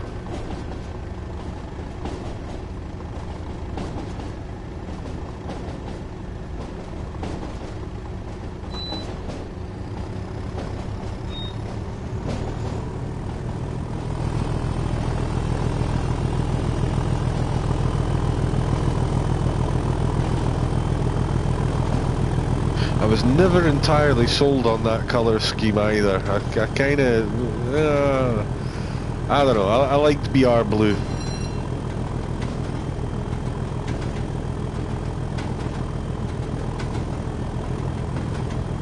Yeah, I see a lot of people want multiplayer for this game. That could be quite interesting. Don't know that it would be of much interest to me personally. I'm not big on multiplayer gaming, to be honest with you. It could be interesting to see how they would make that work. Of course, you know that eventually you would come across that dickhead who just stops his train on the line and goes AFK for ages and ages while he blocks up a junction or something like that.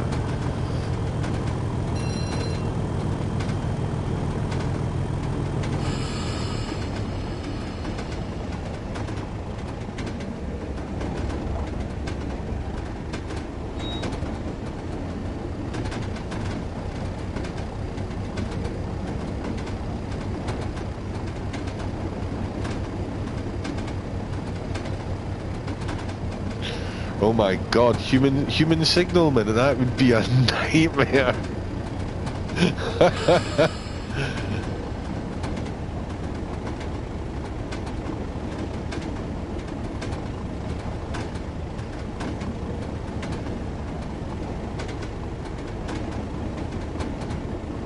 Yeah, as long as you had some sort of kick feature, I guess, it'd be alright. Not sure what you would actually do as a guard though.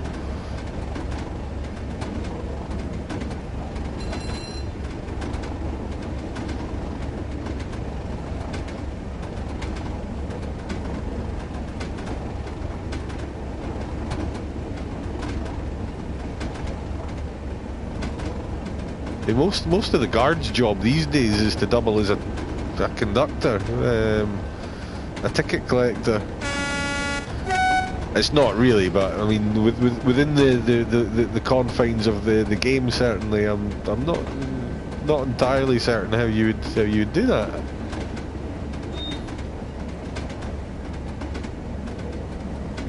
Maybe if they brought out a pack that took us back to the days of unbraked freight wagons, goods wagons, where you literally needed the guy sitting in the guard would sit in the brake van and his job was to help slow the train down.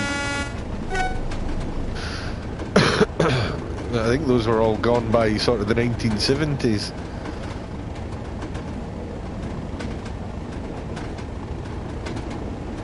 Ticket inspection simulator. Because even the train sim crowd needs somebody to point and laugh at, eh?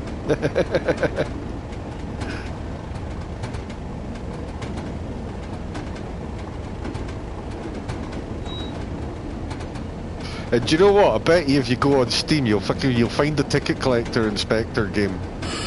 Guarantee it. Somebody will have made that, and it'll be some god awful like Unity engine asset rip, but it will be there.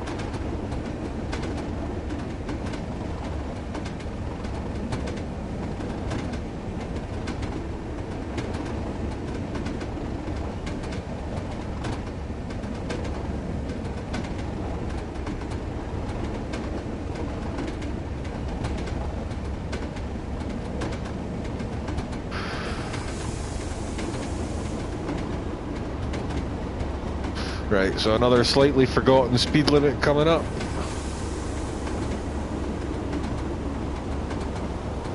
We should make it alright. So I'm going to let the brakes out a wee bit before we actually get there. Because, again, they take yonks to come off.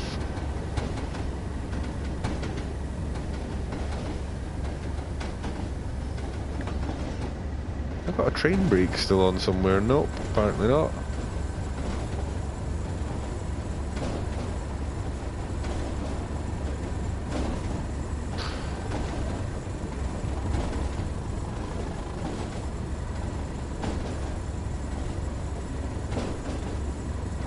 The Southern Rail DLC's coming, mate. It's called Bus Simulator.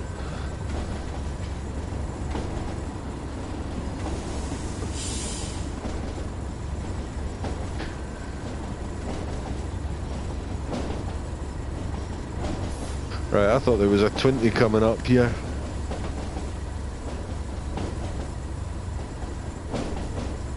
Apparently not. Sometimes the speed limits are different in both directions as well.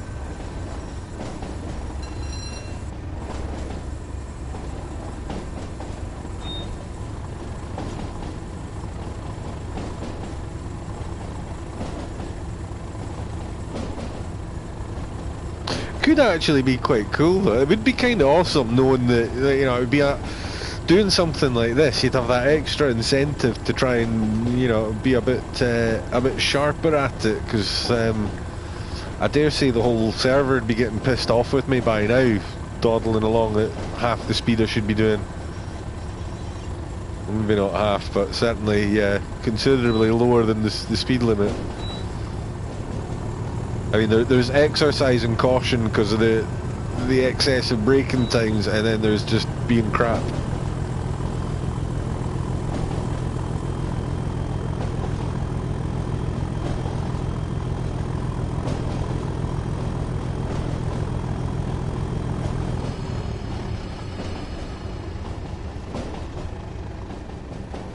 Because I've got a horrible feeling there's another speed limit coming up somewhere. So I'm reluctant to absolutely put the foot down.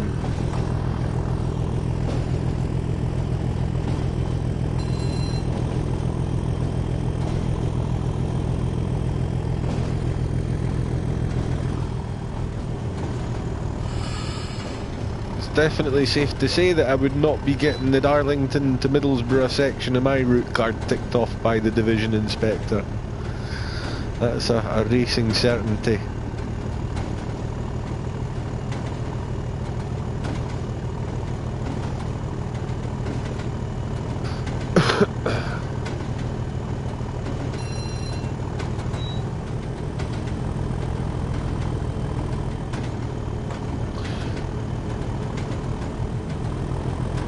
Right, stuff it. We'll go for it. What's the worst that could happen?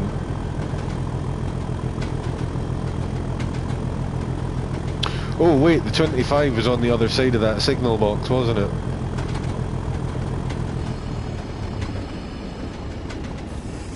Ah, it's quite far on. That's alright.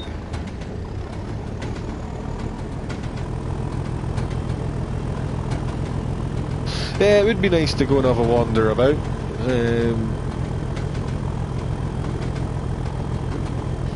If they were to give us proper cold starts, you would need to be able to get into the engine room, in fact.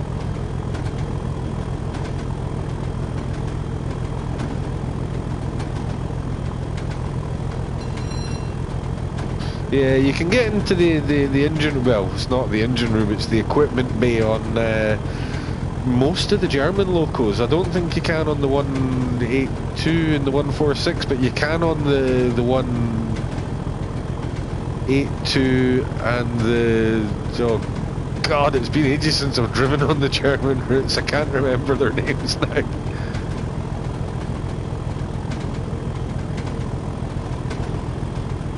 Yeah, the problem with all that stuff though is it uses up resources, and then we're going back to, you know, they're already kind of pushing it to get it to run on the console. So again, that's all stuff I reckon we will see it eventually.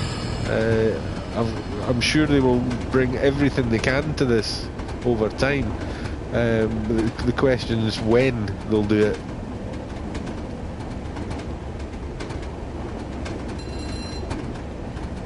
I've got a feeling we're at that point in the generation where we should start probably planning ahead to save our pennies for the next one, to be honest with you. DTG's public stance at the moment is it's so far ahead they've not even thought about it. But that year and a half will pass quicker than you think. And I think they'll probably look at the next gen consoles and realise that's where they need to be to unlock the full potential of this.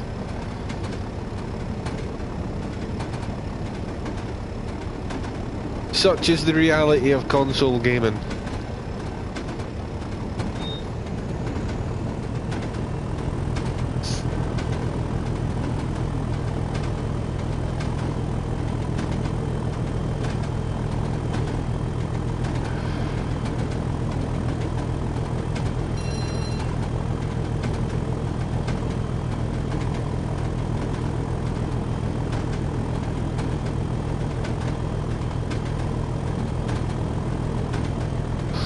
I did not know they'd done that. Oh, not paying attention again. Shit. Should be okay.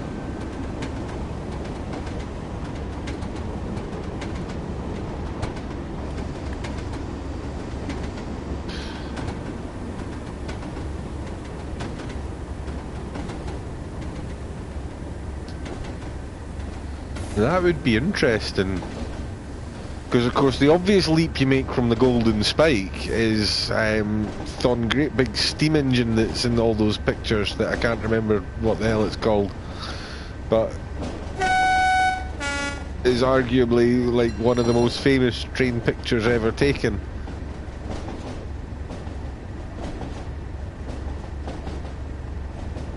And it might actually be for them to get this, cause see, I think the thing holding them back is making it look not crap.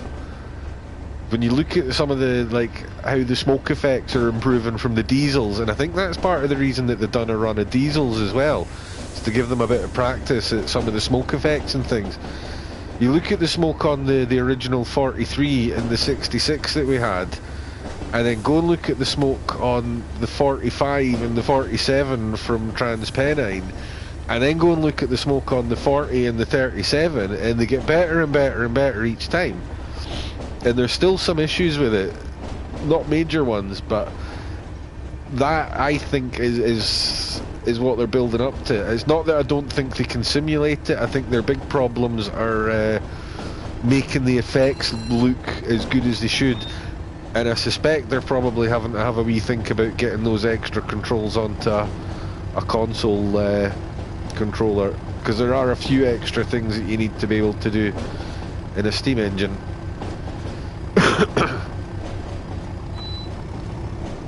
But that's all just pure speculation on my part.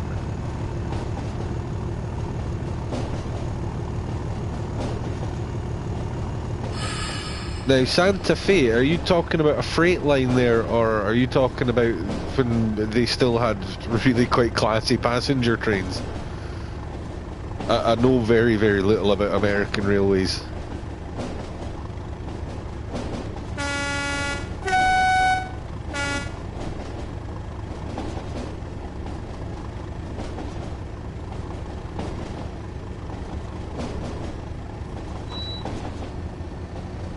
Right, yeah. And I think I know the ones you mean. Yeah, that would be really cool. I used to have, again, I'm going way back to the 2000s here on the original Microsoft Train Simulator. I had a route that ran from Los Angeles to, I think it was heading,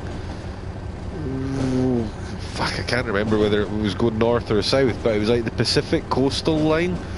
That was one of my favourite lines that I ever had on any game. Oh, I'll tell you what was a really good one as well. Somebody did Dublin to it was called the Tara line or something like that. It was like the stretch of line that takes you from the north, from Dublin to Belfast, and they did the whole southern half of the line in a freight line as well. And that had a couple of old American, like ancient American engines that the Irish Railways had bought. But part of it, you were driving through like this industrial area on the edge of town on what looked like tram lines. It was so cool. We need more quirky stuff like that. That I could get behind.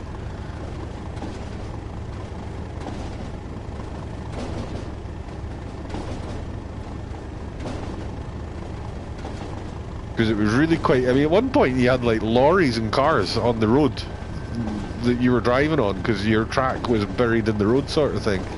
But that was only a tiny little section of it. Then you got out onto a reasonably quick main line, which was fine. Making Tracks, I think, was the name of the team that did that, and I can't remember what the name of the pack was. But you had the little sort of passenger trains, little metro things as well. Those were cool. Those were fun. There is road traffic on some of the routes. Main Spessart Ban has moving traffic, and so does Tees Valley actually. You don't see as much of it, maybe. On this, there's just a few sections where you're running close to the road. But main Spessart Ban, there's miles and miles of the track at the Gemunden end of the line. Don't know why I'm just trundling along. See, I'm being that really nippy guy that everybody on the server would hate again, because I think it's actually been 60 miles an hour for about a mile and a half now.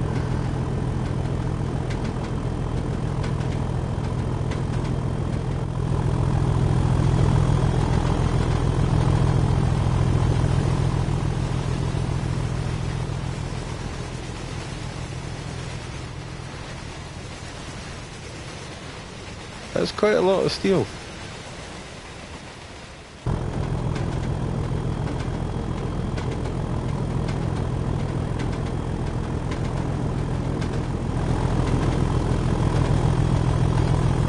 Yeah, I don't know how well it's showing up, but there's road traffic over on the road there. I don't know if we come a bit closer to it. There's a bus up ahead.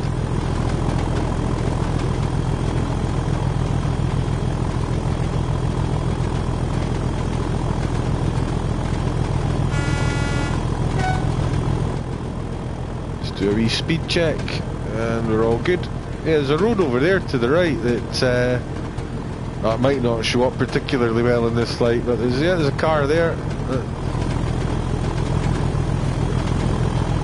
They don't look particularly good if you examine them too closely, it has to be said.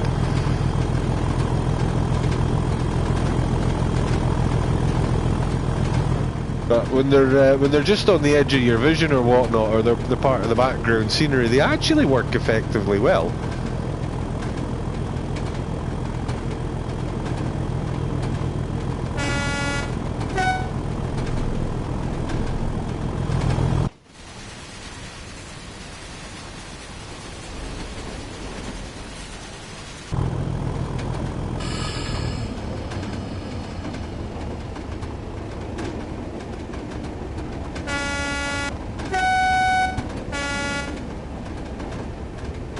Yeah, it's quite a nice effect to have. I mean, when you're driving through an area like this, I'm looking ahead for the signal. I'm looking at the instruments in the train. I'm looking at the thing up in the top right, and that's the kind of rotation I've got going on. And it is kind of cool when you see these things just in the background scenery. It works incredibly well sometimes.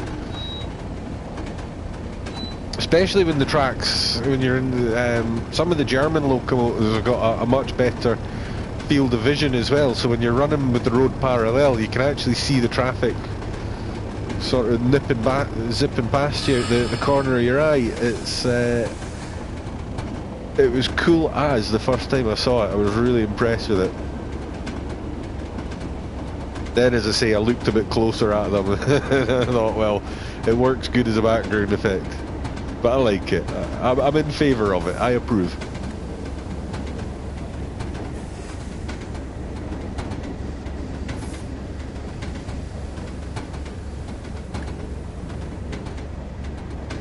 So, there we go. We'll just let the brakes off, and that gives us plenty of time if we need it, just to give them a gentle press to lose a bit more speed. But gravity's doing it nicely for us.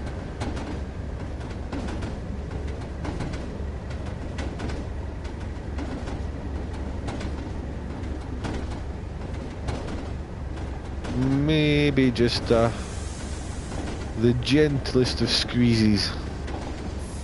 Get rid of that last little notch of speed there. What I have discovered is if you drive purely on the gauges, you'll get shit scores quite a lot of the time. And I think it's just the angle that you're sitting at as much as anything else, but it's easy to be doing a mile or two an hour faster than you think you are. Just because this gauge is not as precise as the HUD. I couldn't give two craps because I don't care about the score. In fact, I've even turned it off on the screen here. I think that might be something you can do in the options. I'm not sure. I actually did it with a keyboard, and I did it that long ago. I can't even remember what the buttons to do it are, but.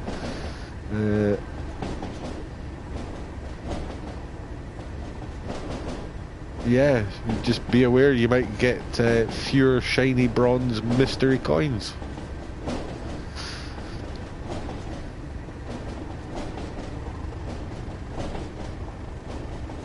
Control 6, thank you. Yeah, it means so little that I don't even... You'll notice as well, often at the end I'll just skip straight through the scoring screen. If I stay on it, it's because I want to see how the timetabling went.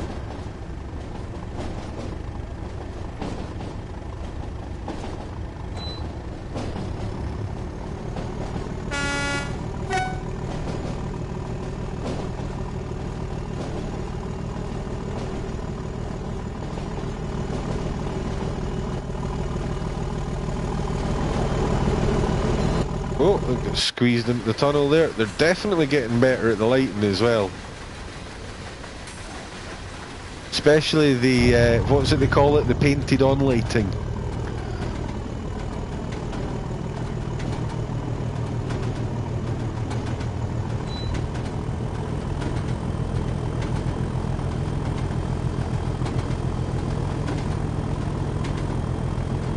Yeah, George, if you've got a USB keyboard lying about, mate, any USB keyboard you can get your hands on should work with the game, and it will let you use most of the PC controls.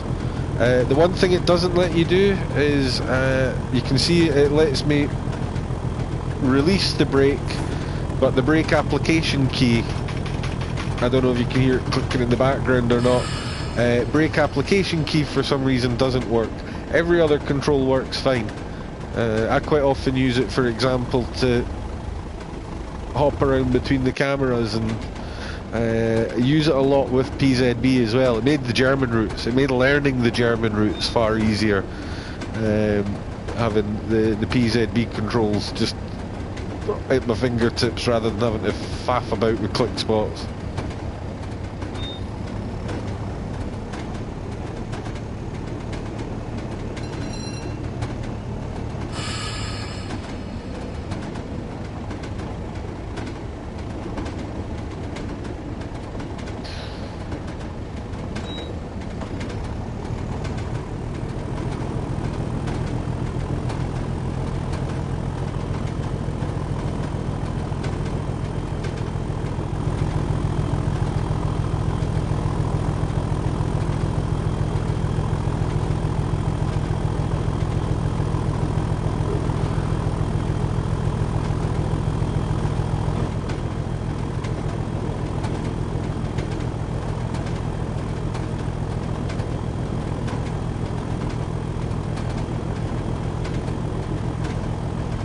No worries, man. I mean, I'm using a cheap-ass thing that I got from Curry's PC World. I think I paid the princely sum of £5.50 for it, or thereabouts.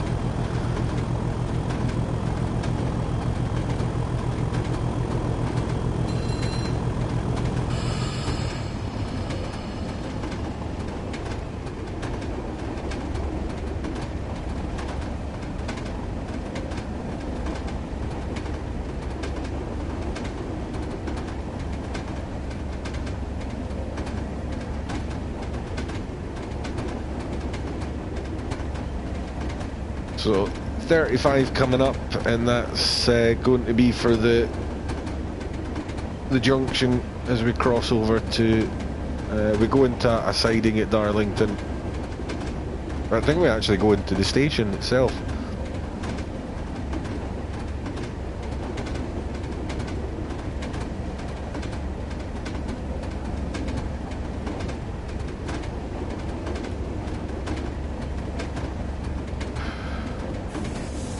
Yeah, Bluetooth will work as well. The only warning I would give anybody about Bluetooth, and it's not a problem I've ever had, but a friend of mine had issues with a Bluetooth keyboard that didn't work properly when he had a Bluetooth headset. It might quite conceivably have been something he was doing wrong setting it up, but I have heard one or two stories of Bluetooth oddness.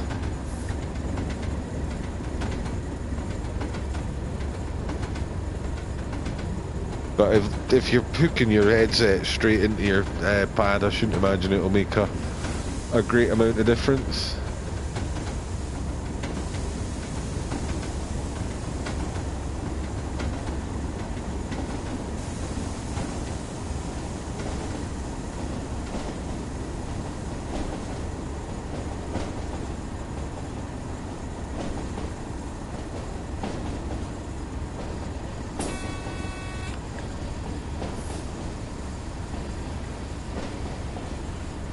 Okay, so for anybody who's not seen this signal before, in case you're wondering why I'm actually piling the power on,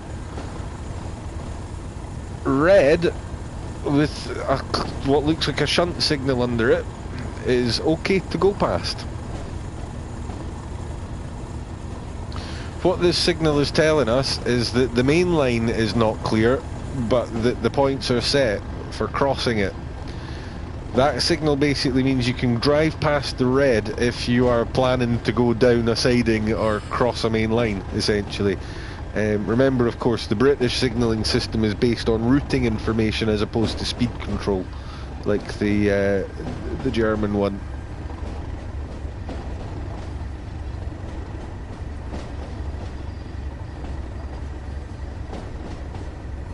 You are supposed to keep your speed down to about 20 miles an hour or something when you're going through these things, though.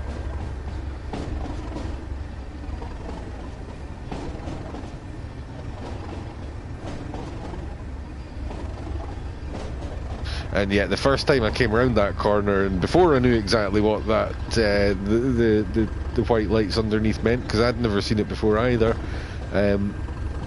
yeah, my heart was in the back of my throat when I came around that corner.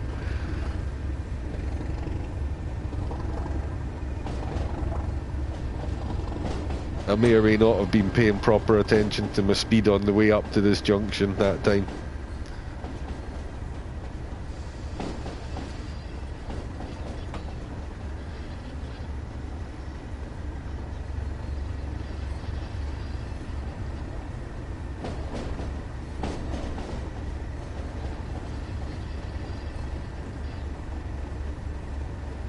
I've not had a derail up at this end, but honestly, since all this new freight stuff arrived for BR, I've had more derailments in the last week than I've ever had. I think I had like one derailment I'd had in the whole time I've had this game until about 2 weeks ago, and I've had so many of them.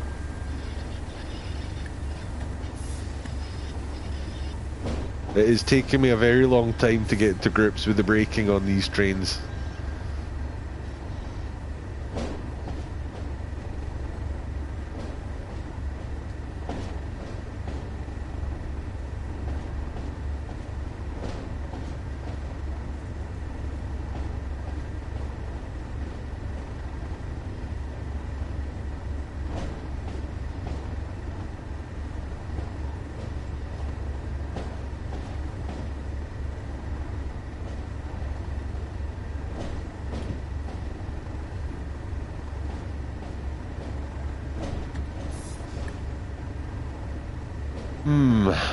Right, this is another one of these really tricky stops.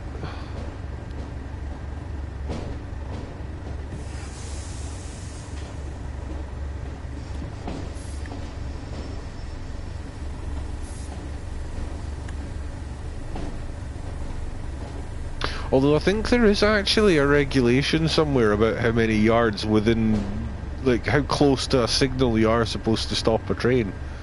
I don't know what the figure is, but there is a sort of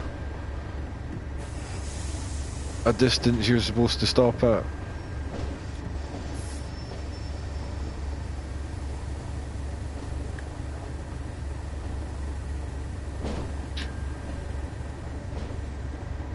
It's essentially to make sure you're as far away from the signal behind you as you can possibly be. Without passing the one at danger in front of you. And that's because far too many people got killed by drivers going through danger signals and running into the train in front, so they space them as far apart as possible. These days it's enough distance that the train protection systems should be able to stop anything behind if it did run through a signal. Oh, just banged that too early.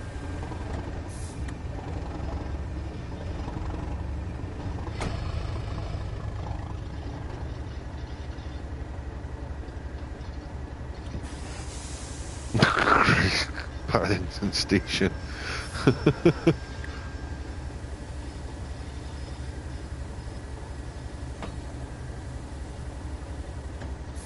I've had a few moments in Paddington where I've not been entirely certain that I wasn't going to touch the buffers at the end, but it's never happened yet.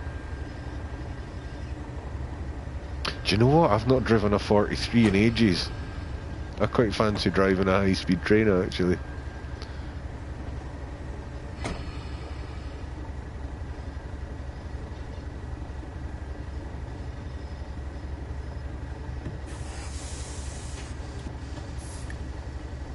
It needs to be so close, it's unreal. Even 10 yards isn't... Oh man, this is gonna... Oh jeez, oh. I hate this. Surely 15 yards is close enough to a signal. And you can't see the signal either from up in the cab. That's got to be close enough. surely. Jesus. Ooh.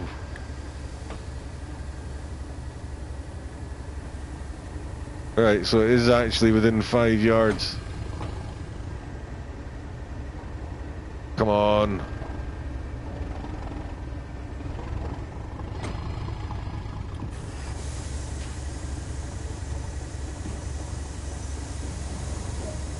Jeez. That was painful. That last, like, 20 yards. Jeez.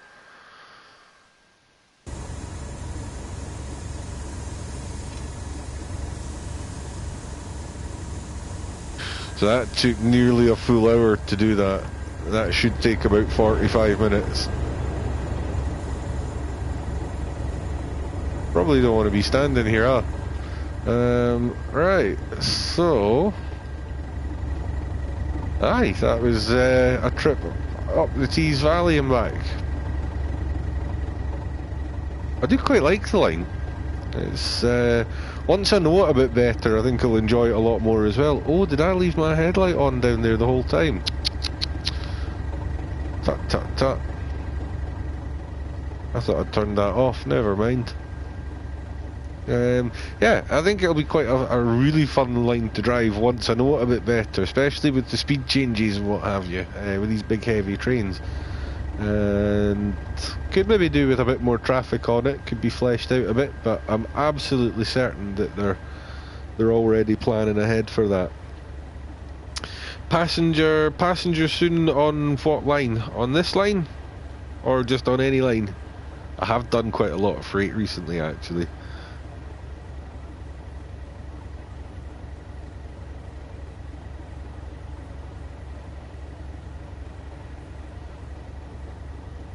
This line? Yeah,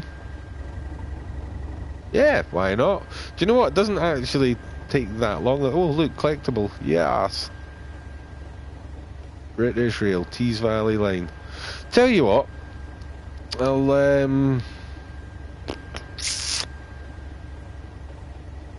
trying to remember how long it takes to go all the way out to Saltburn or not. What time is it just now? 9 o'clock. It's, aye, we're done with that. That's finished.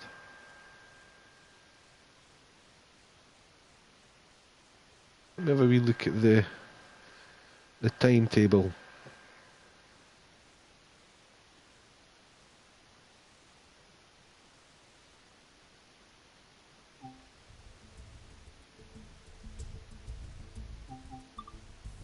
Aye, fuck it, why not?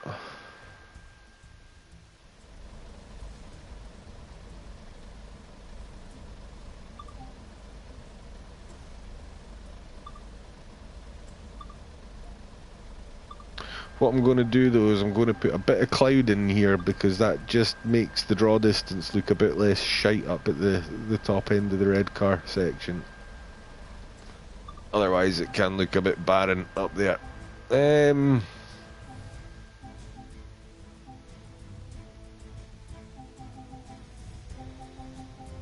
Let's see.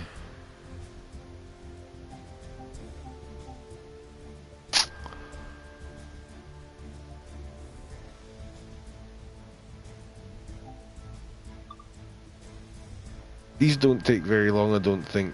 7:13 and it's due to turn around and come back. 32 minutes later it should be on its way back, so this will be a fairly quick one. If you can't stay for the whole thing, man, that's totally cool. It'll be up here anyway.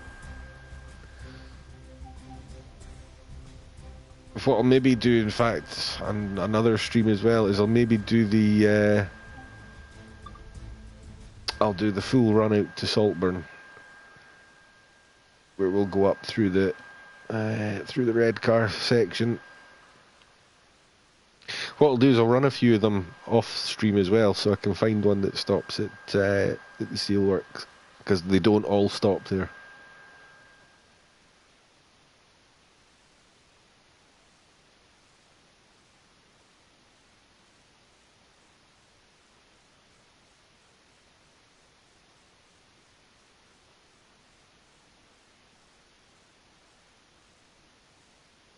I'm actually going to pause it as soon as it starts as well, because I should have gone to the bog when I was on the menu screen.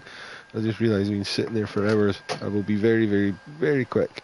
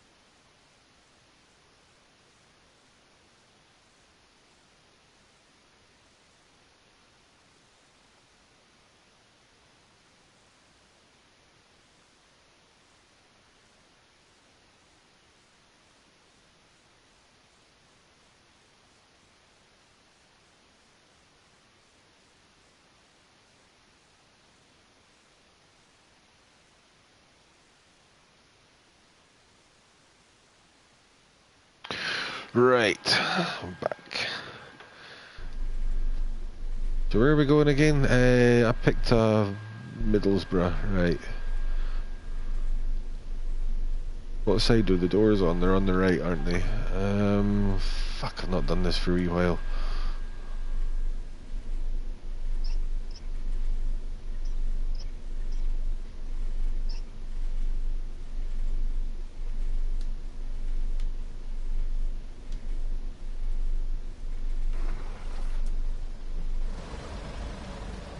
I think you actually get a bit longer to do this than you did on NTP to do your cab setups and things.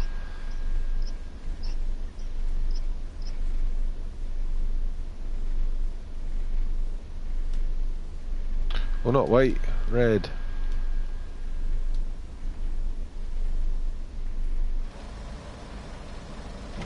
Quick check, that's fine.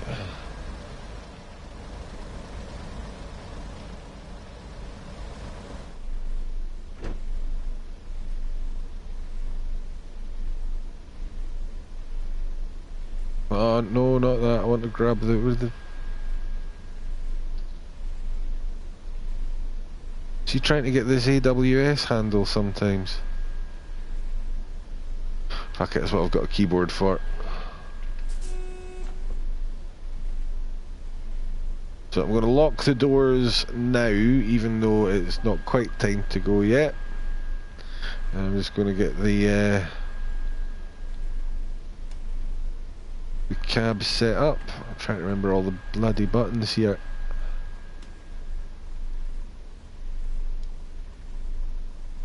Oh, don't tell me I've got no brake sound.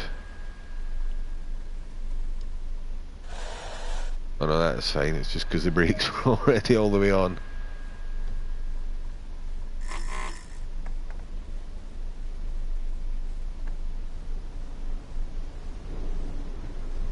Oh, I know what I've forgotten to do. I can fix it at the next station though, it's fine.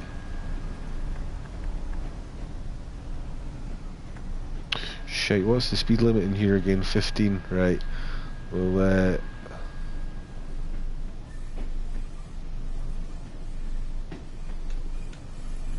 here we go. That was a bit naughty, but never mind.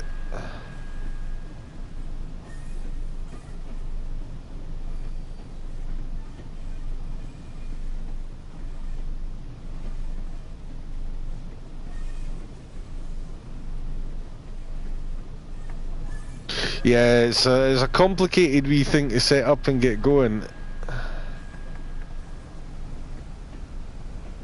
Really good fun once you get it going though.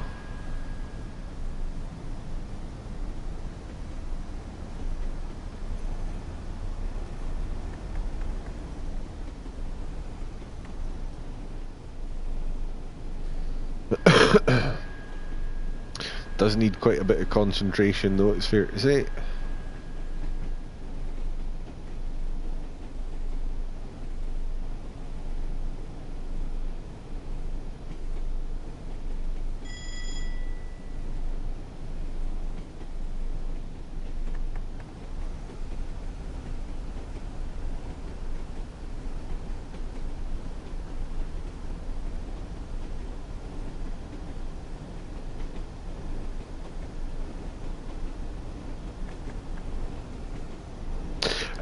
I think it might be one of those buttons that's just there to press, because I didn't really notice it making any difference when I was playing with it a while back.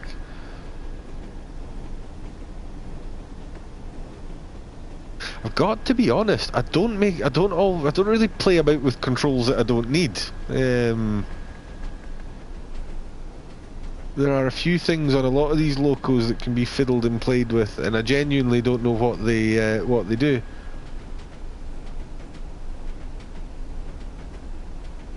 I find it difficult enough to remember what the ones I actually need are all for.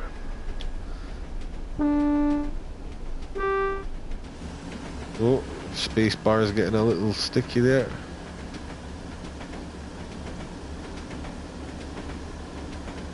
Well, not quite got my marker board totally lined up at the front.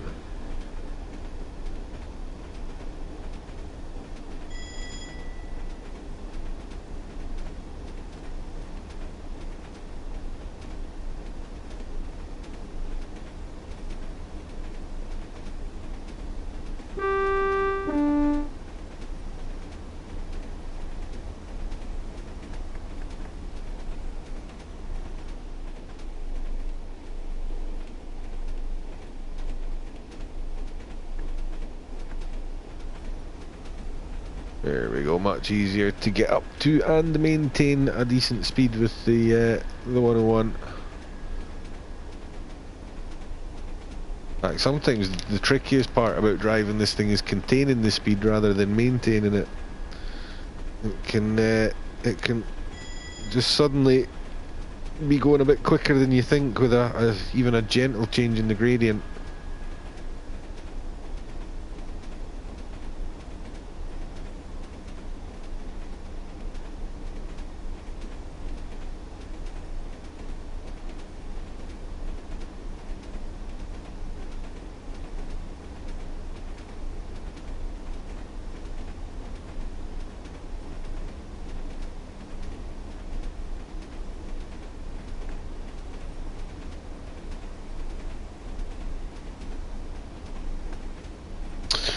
One of these days I should really spend a bit of time just looking these things up, finding out what they do, playing with them a bit. That's the thing, all the stuff that I know about these things, I've learned most of it in the last, what, year now we've had this game?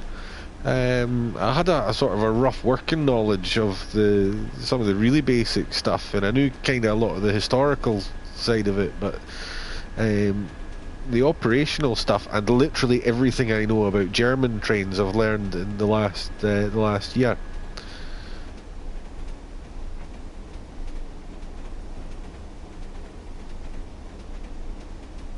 It's just taking the time to actually find the useful information. Oh shit. No, we've missed the station. Oh well, fuck that up from the start. Pardon my French.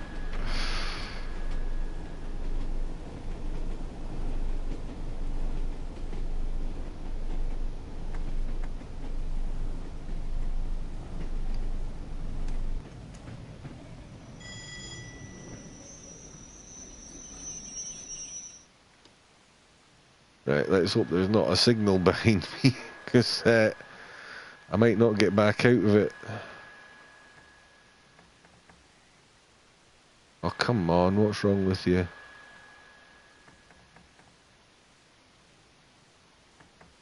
What done? Sounds like the engine's gone off.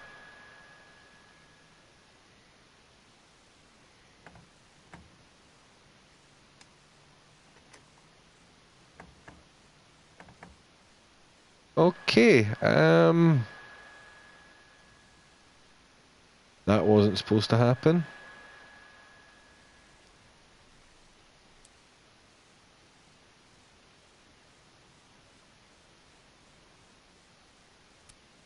Um,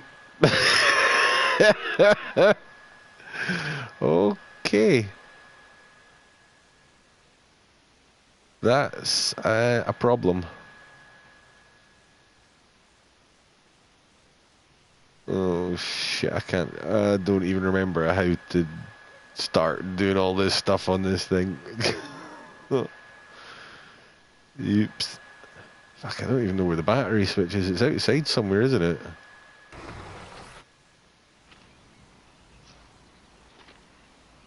What's that? That's the fuel cap. I'm sure the battery switch is up here, and I'm probably going to have to reset the whole train.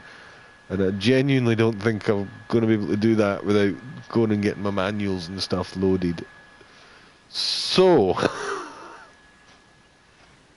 I think with the train broken down and stranded on the line, I'm going to send my guard back up to that station to phone for a rescue, and I'm going to hang my head in shame and probably call it there. Chris, mate, it's good to see you, man, but you've just joined me after 2.5 hours. I've broken a train, and I'm just about to call it, I'm afraid. Yeah, that's shite. I don't even have my... Where is my manual? Is it nearby here somewhere? No, I think I left it up the stairs. Oh, fudge. Yeah, no, I'm disappointed with myself there. So, yeah, I've been at this for like 2.5 hours now. So, I'm really sorry, Chris. It was good to see you anyway. You wind it back, wind it back about 10 minutes, and you'll see me breaking a train. Um, Nevertheless, I did enjoy driving most of that. I hope you guys enjoyed watching it. And I hope to see you all again next time, where hopefully I'll actually make it to the end.